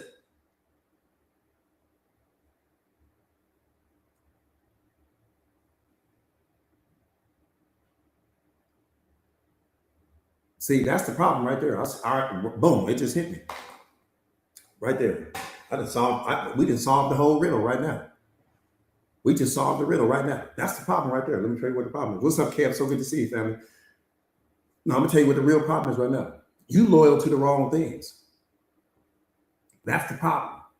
You're loyal to the wrong things. See, you're loyal to your fears. You're loyal to your doubts. You're loyal to your insecurities. You're loyal to everything you think you're not. You're loyal to the story that people told you about who they thought you were. You're loyal to the wrong things. That's the problem. You're not loyal to your potential. You're not loyal to your greatness. You're not loyal to everything that God has put in you. You're not loyal to and that's the reason why when somebody praises you and somebody gives you that praise, it hangs on to your mind. You feel good for a moment. The moment somebody criticizes you, you hang on to that. You never forget about the criticism, but you've forgotten about all of the praise you received. All of that praise that you receive. You're so pretty and you're so smart and you're so talented. You forget about all of that. But the moment that somebody criticizes you, you hang on to that because you're being loyal to the wrong things. That's the problem. Loyal to the past. You're loyal to your pain. You're loyal to the story that somebody told you that you're broken. You're loyal to the wrong things. And whatever it is you're loyal to, that's what's hurting you the most. I just have to look at what a person is loyal to, and I can tell you what your whole life is going to look like.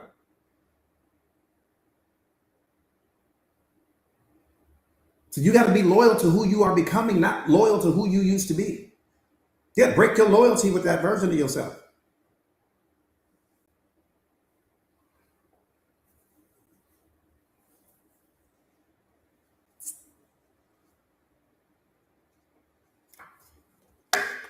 Yeah, all this untapped potential in you, you loyal to who you used to be. We already know who you used to be. We're trying to figure out who you can become. Damn who you used to be. We've seen that movie.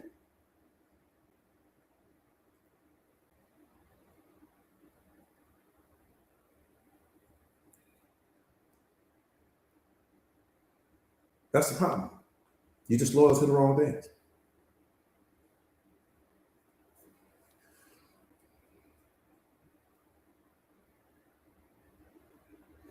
Here's the medicine.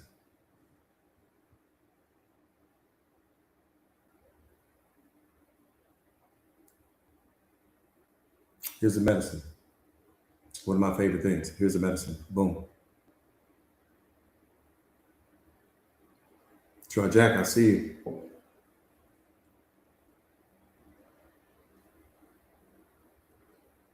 Yeah. When I say that to people, like you're the solution, people don't believe it.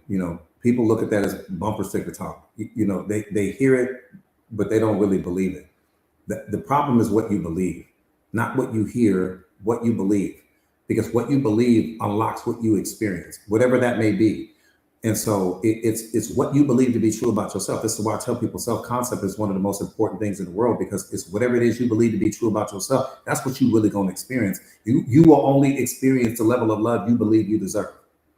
That should scare you or ignite you. You will only receive the level of respect you believe you deserve. So, and I don't know what that is. And it's going to be different for every single person on this platform. For me, it's 5-star. Everything is 5-star with me, but I got to give that to myself first. I can't expect for this person to come in and give me something that I'm not willing to give myself. So I got to love me first at a 5-star level. Respect me first at a 5-star level. Show up for me at a 5-star level. Keep my word to myself at a 5-star level. I got to do it first. I set the standard. I set the blueprint. I know how to find it in you because I knew how to find it in me. But I can't find something in you that doesn't exist in me. And I can't expect you to give me something that I'm not willing to give myself. That's the problem that we have with life. We want people to give us things that we don't even give ourselves.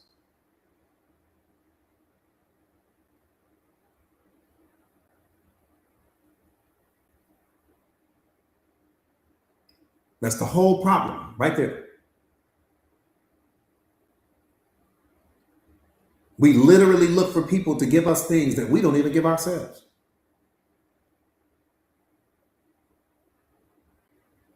Never realizing that that person that enters your life is going to show up wearing the face of your pain. They're going to show up wearing the face of your insecurities. They're going to show up wearing the face of your limiting beliefs. They're going to show up wearing the face of your self-concept. They're going to show up wearing the face of what you believe you deserve and all of your fears and all of that. People show up wearing the face of everything you are not. And they're doing that so that you can become everything that God knows you are.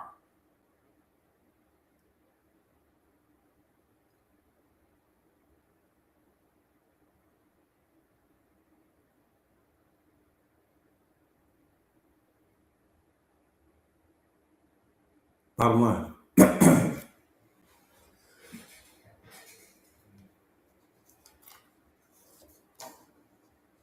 Telling you, everybody's just your mirror. Everything is you pushed out. The day you realize that, it's going to be the most life-changing day of your life. The day you realize that everything is just you pushed out.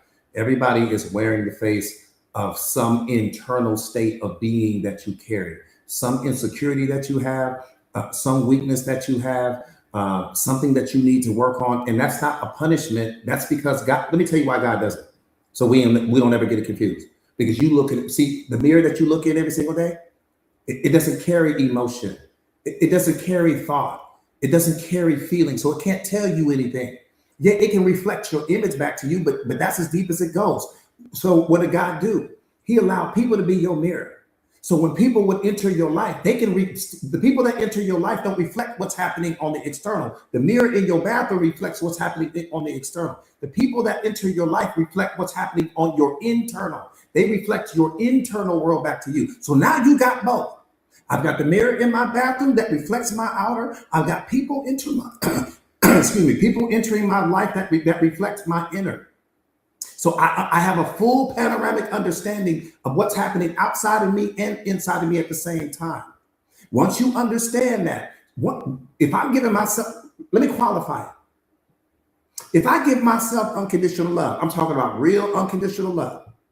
We ain't talking about no cat. If I give myself real unconditional love, I'll never accept anything less than that from you. I never accept it. I'll never accept it. If I give myself 5-star respect, I would never accept 3-star respect from you. I just wouldn't. I might hang out with you one time. You might disrespect me, and that'll be the last time we talk. Doesn't mean I don't like you. Doesn't mean I think you're a bad person. You're just not a good fit for me. And I would move on. There would never be a toxic relationship.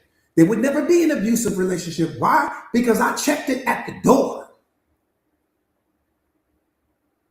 So all of these relationships that become toxic and all of these relationships that become verbally abusive and all of these relationships that are a reflection of what somebody wasn't doing for you are all reflections of your internal state of being, all reflections of what you've normalized over time, all reflections of the fact that you don't love yourself like you say you do, all reflections of the fact that you don't respect yourself like you say you do, all reflections of your wounds, all reflections of your childhood trauma. Everything is reflecting you back to you.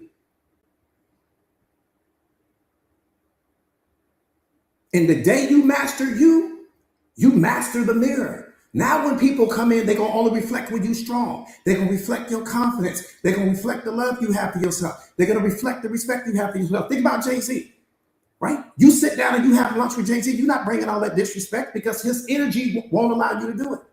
His aura won't allow you to do it. His presence doesn't allow you to do it. The way he carries himself won't allow you to do it. Now you can try and he's going to get up and leave because he knows what he deserves. That's all I'm saying. So when people come in and they're giving you all of this low star, 2-star this and 1-star that, it's because your energy said it's okay. It's because your wounds said it's okay. It's because your childhood trauma said you can get away with this. That's why they did it. People only treat you how they see you.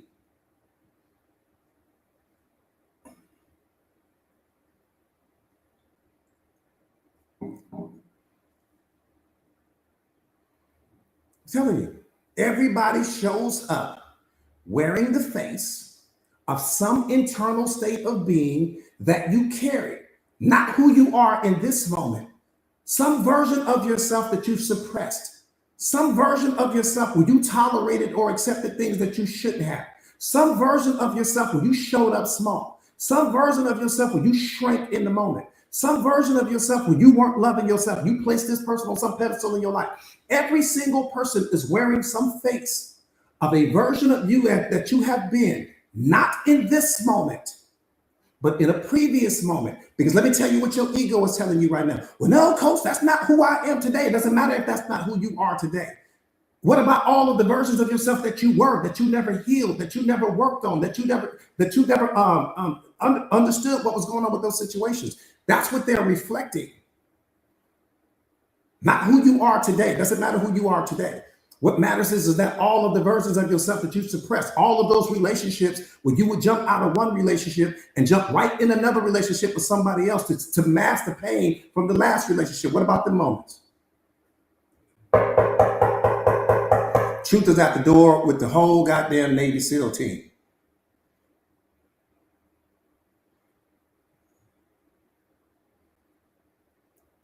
I said, what about those moments when you jumped out of those relationships and jumped in a new relationship to mask the pain from the relationship you felt with the last person? Those are the type of things that I'm talking about. The moments when you tolerated disrespect and your heart wanted to say something so bad. You wanted to say something so bad, but you bit your tongue in that moment. That was a version of you that was created. When you walked on eggshells to hang on to some person, when you shrank so that you didn't lose this person, when you saw the red flags and you wanted to say something, but you didn't want to rock the boat, all of those versions of yourself exist right now. And when people enter your life, they're coming not because of who you are today. They're coming because of who you were, because you got to heal those versions of you before you become the next version of you, the most powerful version of you. That's what I had to do.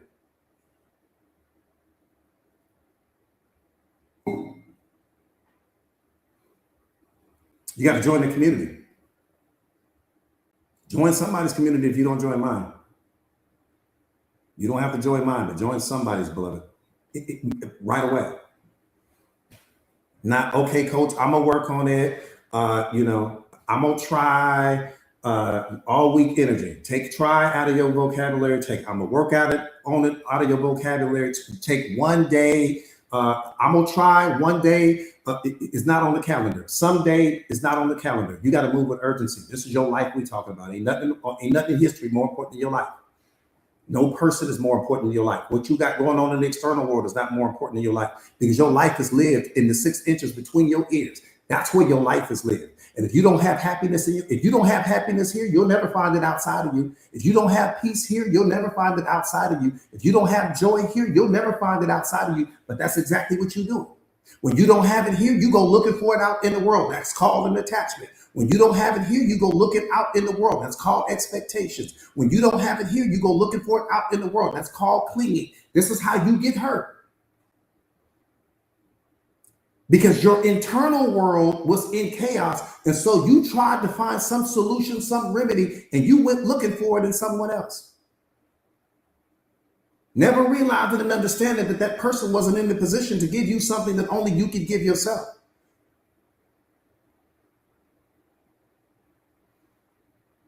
But God blessed you in that moment. Most people don't even realize what the blessing was. He blessed you so cold in that moment. Most people don't even realize what it was. We don't see. That's how asleep we are. We don't even see it. 9 out of 10 people right now on this app have no idea what I'm talking about. No clue.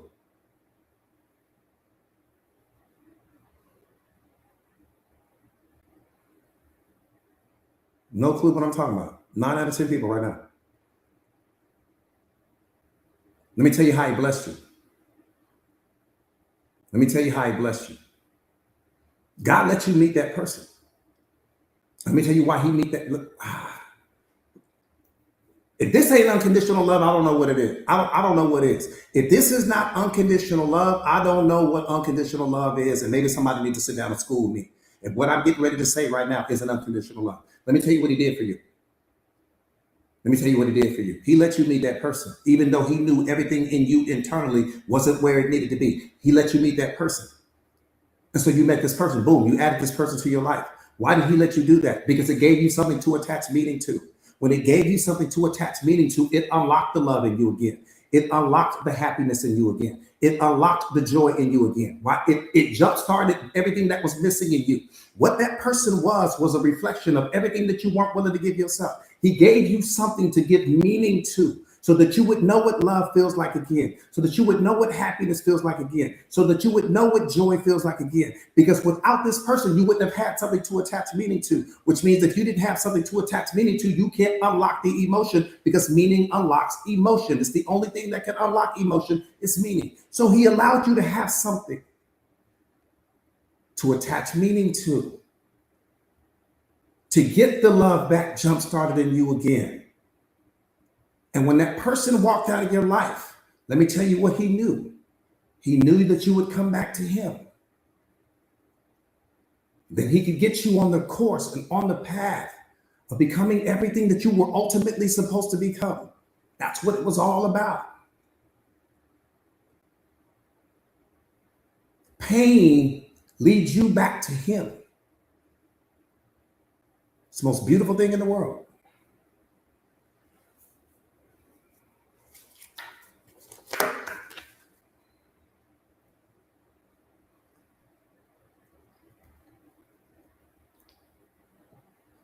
When you become self-aware, you'll understand that. Pain brings you right back to him. Right back. Boom.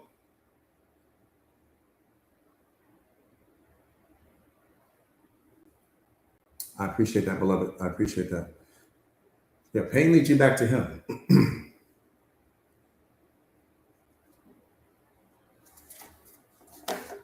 It's just enlightenment. That's all it is. It's just enlightenment. I appreciate that, beloved. I appreciate that. I appreciate that. I appreciate that. Tabarez, what's up, my brother? So good to see you. All right, let's get busy getting busy. Let me get through this real quick. That part right there, coach. That part right there. Pain is our power.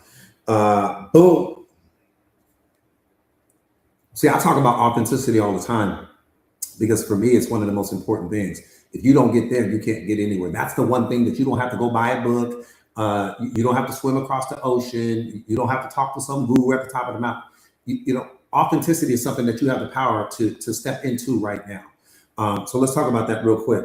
Authenticity can only be reached when your inner you and the outer you are in full alignment. Let me say that one more time.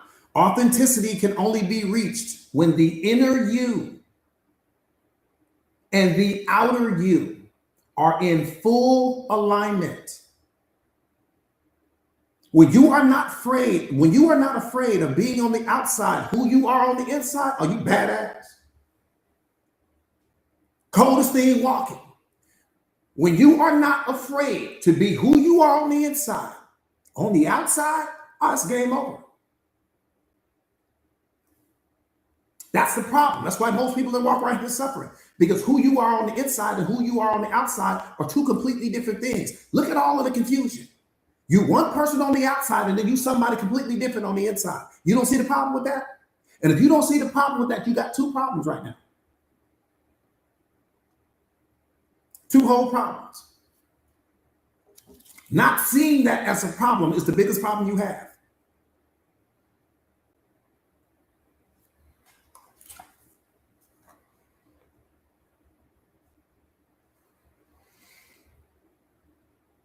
One more time, when you're not afraid to be on the outside, who you are on the inside, boom, that's when you become powerful. Authenticity isn't something you perform. It's something you remember. Authenticity happens when your inner truth and your outer expression finally come together. When your inner truth and your outer expression finally come together.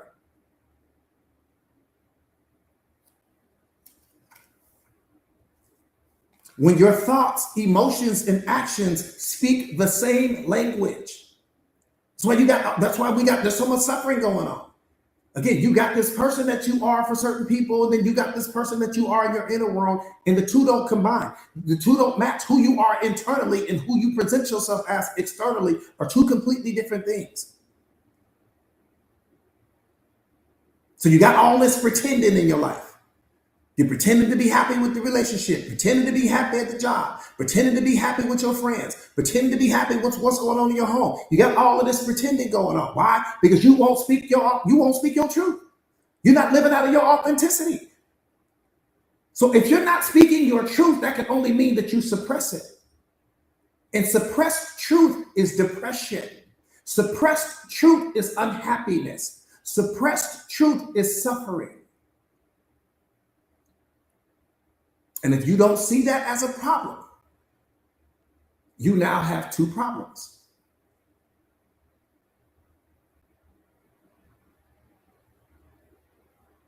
What's up, Charlie? So good to see you, my brother. That part right there, what Charlie just said, full embodiment. Do me a favor real quick, you guys share the live to your stories if you haven't already done so. Do me a favor and share the live to your stories real quick if you haven't already done so, please.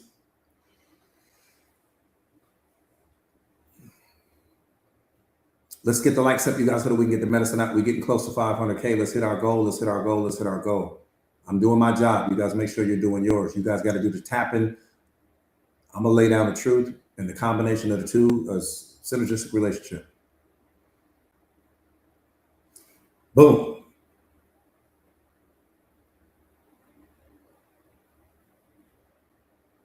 See, authenticity means choosing alignment over approval. That to me, that's one of the most powerful things. When you choose alignment over the approval of other people. And let me tell you why that's important. Because most people don't approve of themselves. So why would you be worried about what they might think about you? Most people, 9 out of 10 people don't approve of themselves. 9 out of 10 people don't have a powerful relationship with themselves. So why would you even be worried about that? They really don't. They don't love themselves. How they gonna love you and they don't even love themselves? They don't show up for themselves. How they gonna show up for you? They can't validate themselves. Why would you be worried about them validating you? You can't live your life based upon the definitions of other people. But that's how most people move. Because the moment you stop editing who you are, life begins to respond to the real you. You got to stop editing who you are. I'm this version of me all the time. This is just who I am. I'm not putting on a show for you right now. This is who I am. You call me at 3 o'clock in the morning, you're going to get this version of me. You call me on a Sunday, you're going to get this version of me. This is just who I am. God will never bless who you pretend to be. And what's important for you guys to understand is that I can't be the most powerful version of myself if I'm not being myself. God blessed this version of me. Not the version of me that wears the mask, not the version of me that's trying to fit into your world. I don't want to fit into your world. That's the problem. We're too busy trying to fit into other people's world and sit at their table and damn all of that. Be brave enough to live outwardly what you already know inwardly. That's what makes you powerful. I said, be brave enough to live outwardly what you already know inwardly.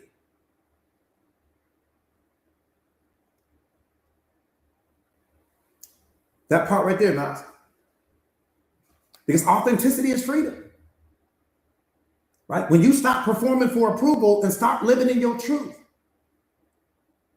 That's peace. That's happiness. That's why those things oftentimes aren't in your life, because you're not living in your truth, beloved. You're not living in your truth. Sitting here, you got things you want to say, you don't say it.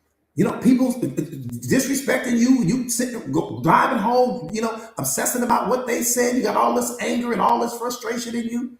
Come on, you're not living out of your authenticity. Then you punish yourself for everything you wish you had said but didn't. I should have said. No, you should have said it. The moment you say, I should have said, after the fact, you punish yourself. I don't even have to know you. And I know nine out of 10 people on this app right now have said that. You was driving home and you was talking to your friend on the phone. You was like, they said this, and that. They got off on you. And then you said, I should have said this. And then you went into on this whole soliloquy about what you should have said. That's punishment. Because that's a version, watch this right here. That's a version of yourself that you created.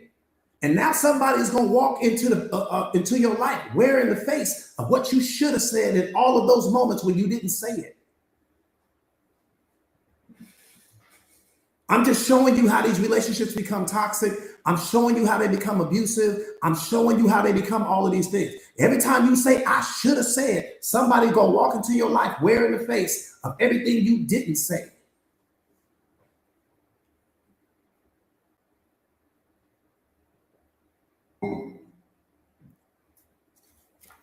I removed all of that. I removed all of that. I'm going to get off where I get mad at. I'm going to say what I need to say. And if it means I'm going to rock the hell out the boat, if you fall out the boat, you better know how to swim. We're going to turn the boat over right now. We're going to turn the whole boat over right now. Because if I'm afraid of losing you, I already lost myself. What you talking about? The moment I get afraid of losing you, I already lost me. The moment I'm worried about how you going to feel in the situation, I've already suppressed my feelings. Don't let any of that go over your head, please.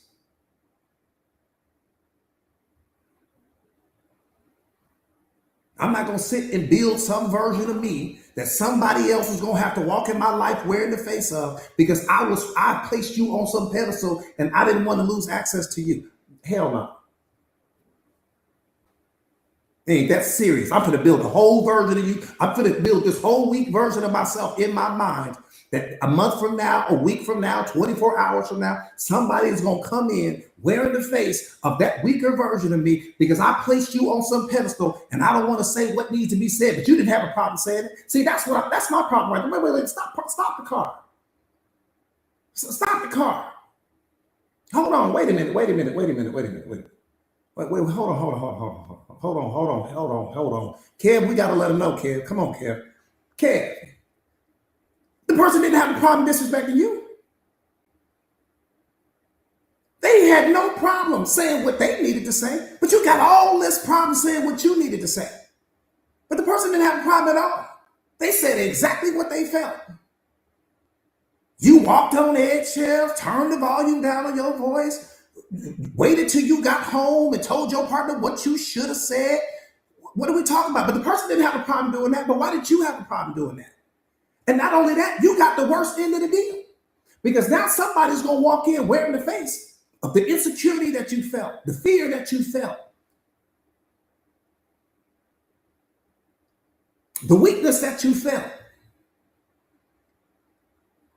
You lost that whole track. I'd rather you feel, listen.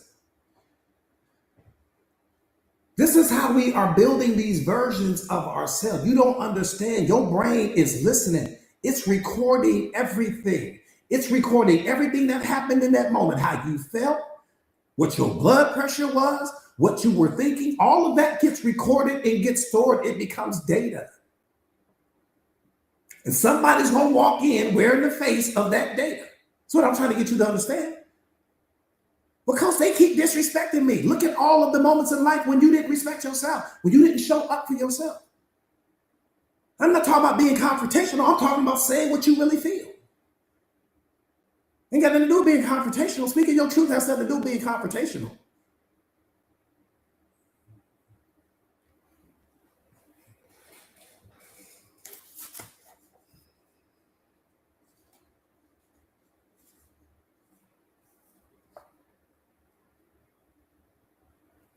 I'm going to tell you the real problem. People seek to understand others more than they seek to understand themselves.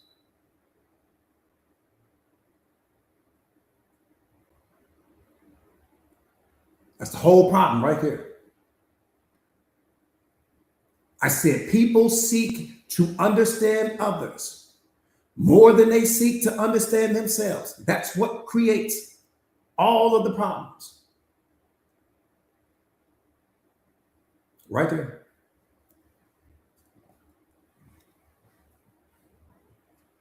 The pain you don't heal shows up wearing the face of someone else. And we spend so much energy trying to protect ourselves from pain that we forget to listen to what it's trying to teach us. I said we spend so much energy trying to protect ourselves from pain that we forget to listen to what it's trying to teach us.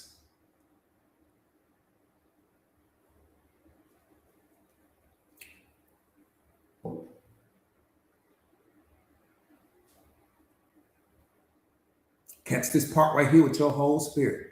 Well, I don't care if you don't ever come back to alive. I don't care if you never talk to me again. If you don't do anything but take this one piece of information, just this one piece, it could change your whole life. Just this one thing. This is one thing, I promise you.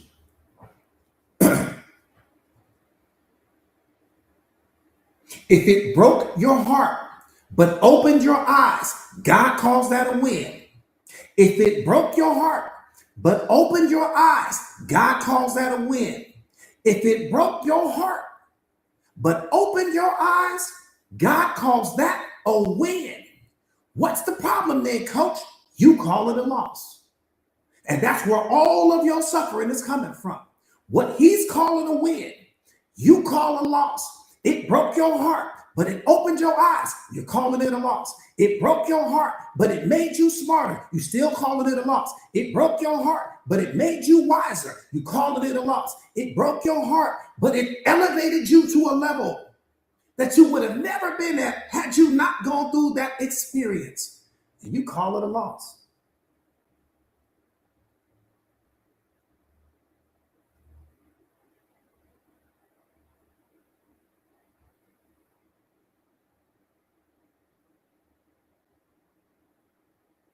If it broke your heart,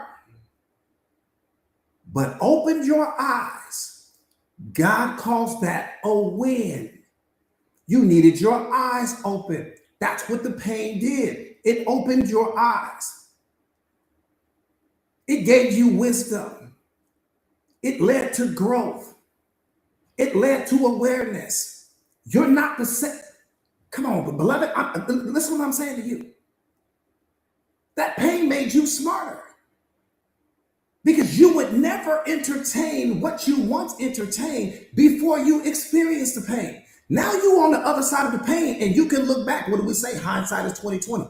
Now you can look back at that pain. I can promise you, you wouldn't go back to that person. I can promise you you're not going to do that. Why? Because that pain woke you up. It opened your eyes. It gave you endurance. It gave you strength. And it let you know, I won't tolerate this anymore. I won't walk on eggshells. I won't go back to who I used to be. I will never do that again. That's what the pain did. It made you smarter. Pain didn't break you. It exposed that person. The disrespect didn't break you. It was information. This person not giving you what you want, needed, to deserve. That was data. The person not showing up for you and loving you the way you wanted to be loved, that's data. When you start looking at your life that way and stop categorizing everything as good or bad, that's keeping you blind. Stop seeing the world through your emotions and start seeing the world through God's eyes. Everything is information for him. That's why he is able to stay detached. It's all information. That disrespect, that's information. That verbal abuse, that's information. People showing up small in your life, that's information. People turning you into the punchline, that's information. I look at everything as information, not through my emotions. That's not what your emotions are for. You seeing the situation through your emotions, meaning you're not seeing the situation. You're only seeing how you're impacted by it when you look at it through your emotions, which is keeping you blind. What broke your heart opened your eyes. God calls that a win.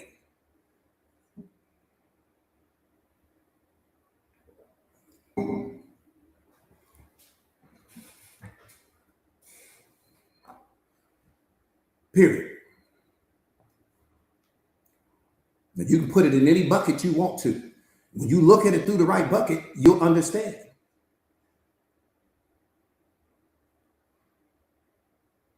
Juliet, what's up, beloved?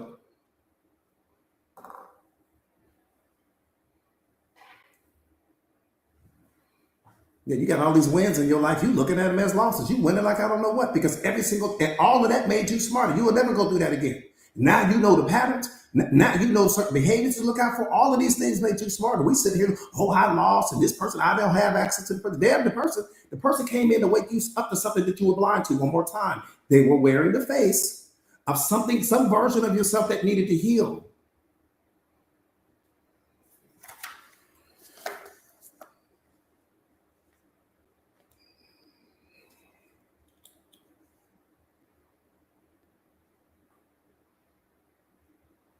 See, pain that teaches you isn't loss, it's growth. Come on, you got to wake up, beloved.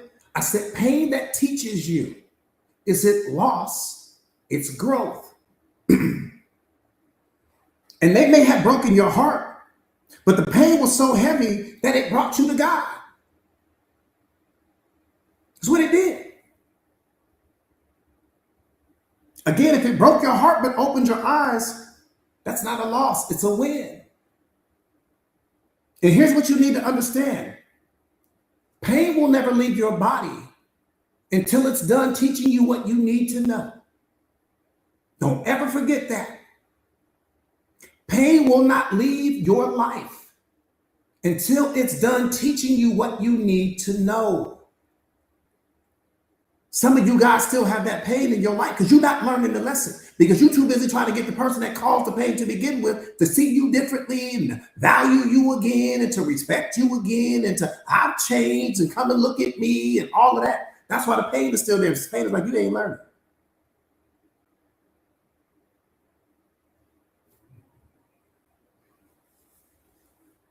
That's the problem. Pain is not going to leave your life until it's done teaching you what you need to know. But if you still clinging to the thing that caused the pain to begin with, you're not learning anything. I appreciate that, beloved. Yeah, it's going to keep on coming until you learn the lesson. The pain in your life is a messenger. It's revealing where your boundaries don't exist. That's really why it's showing up, because your boundaries weren't there. It's revealing where unconditional love, care, and compassion didn't exist. That's what it's showing you. It's showing you where your standards didn't exist. It's showing you where the self-respect didn't exist. It's showing you where the self-love didn't exist. It's showing you where you didn't know who you were because you thought this person could complete you, but the only thing that made you incomplete was the story that you were telling yourself that you weren't enough. And that story came from your trauma. That story came from your wounds. That story came from your pain because you were seeing yourself through the filter of what you had experienced.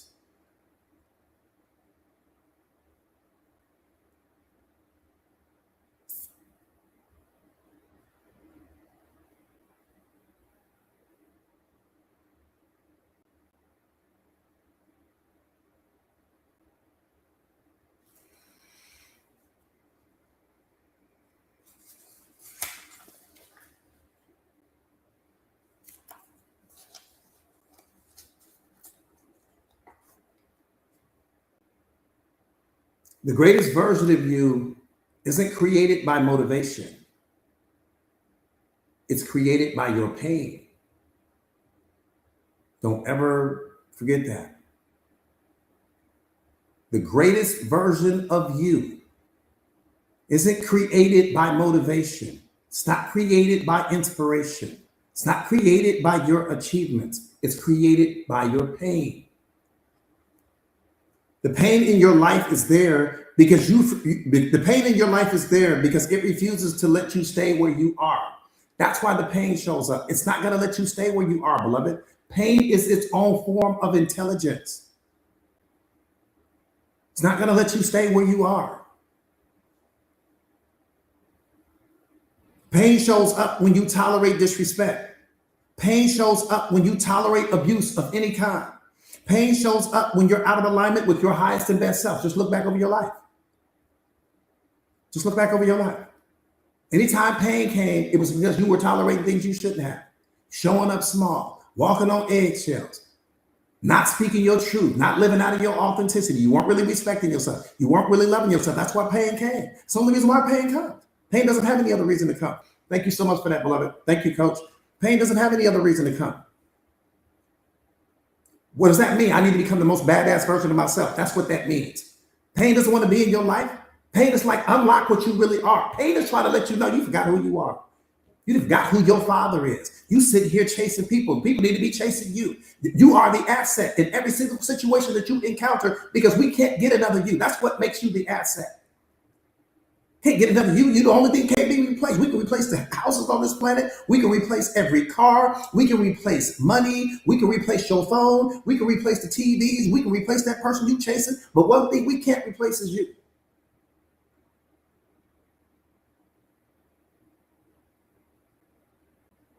Can't replace you. But we move through life as though we are irreplaceable. We move through life that way. Like there's just all of these versions of us available. We don't carry ourselves with that energy.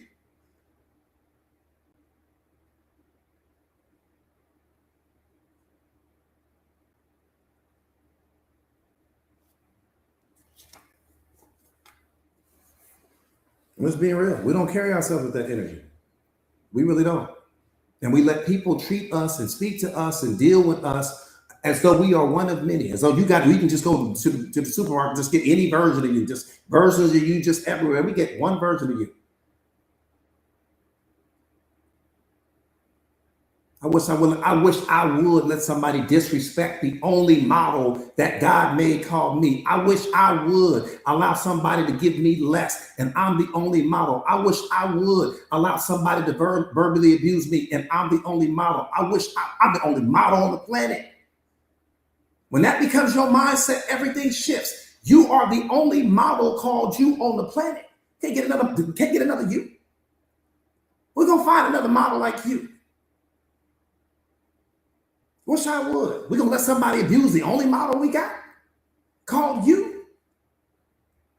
We ain't got another one. God handed us an original copy. I didn't say a carbon copy. I didn't say some watered down version. He gave us one original copy. And when he made you, he said, that's it. That's all y'all get.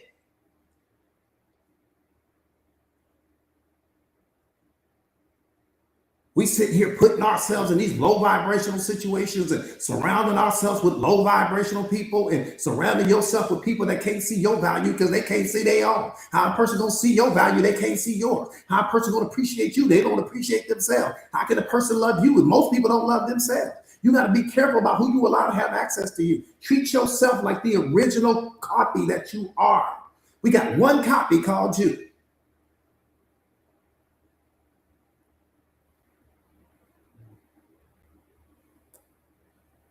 We sitting there getting our value from other people's opinions and getting our value from what they think and getting our value when these people don't have high opinions of themselves.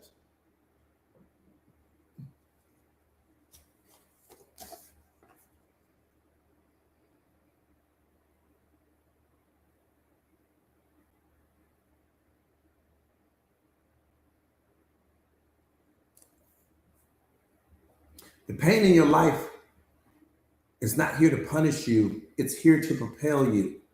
Please don't ever get that confused. Don't look at your pain through the lens of victimhood because that's going to keep you stuck in the story about what happened. It's time for you to view your pain as something that's happening for you instead of something that's happening to you. All of your pain gives your ego a story because without your pain, who would you be? Just think about that for a second. Who would you be without your pain? Who are you without your pain? Most people don't know how to look at themselves that way. You've lived with the pain so long, you built an identity around it. That's the problem. You built a version of yourself that goes with that pain. And most people live out of that version of themselves more than you live out of your authenticity. Think about what I'm saying. Who are you without your pain? You probably never even looked at yourself that way. We lived with it for so long, we've normalized it. We don't know what it's like to live without pain. We don't know what it's like to live without fear. These things are permanent guests in your mind right now. And I tell you guys this all the time. Everything in your life is only connected to you through thought. Your pain is connected to you through thought, but you're the one connecting it to you. Fear is connected to you through thought, but you're the one connecting it to you. Depression, anxiety, all connected to you through thought, but you're the one connecting it to you, beloved, which means that you are the problem in your life. You are the only problem. There are no other problems.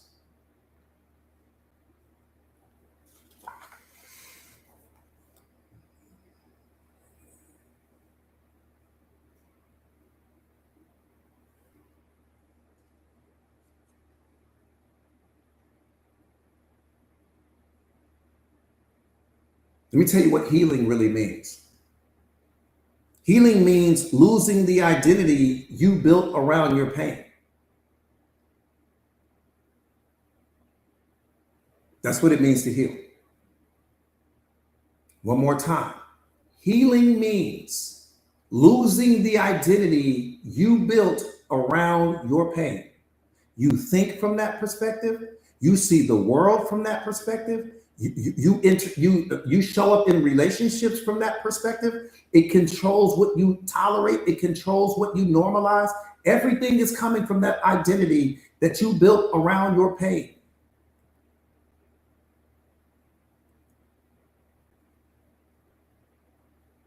Healing means that you stop letting your pain make your decisions.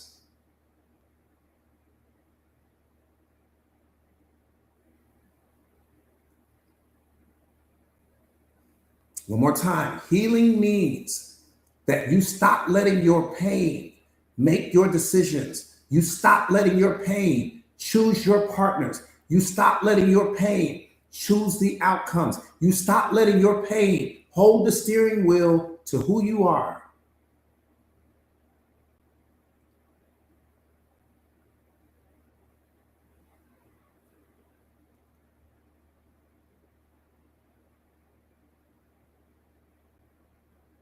Most people have lived with their pain for so long that you don't know who you are without it. And I'm going to set my mic down on that.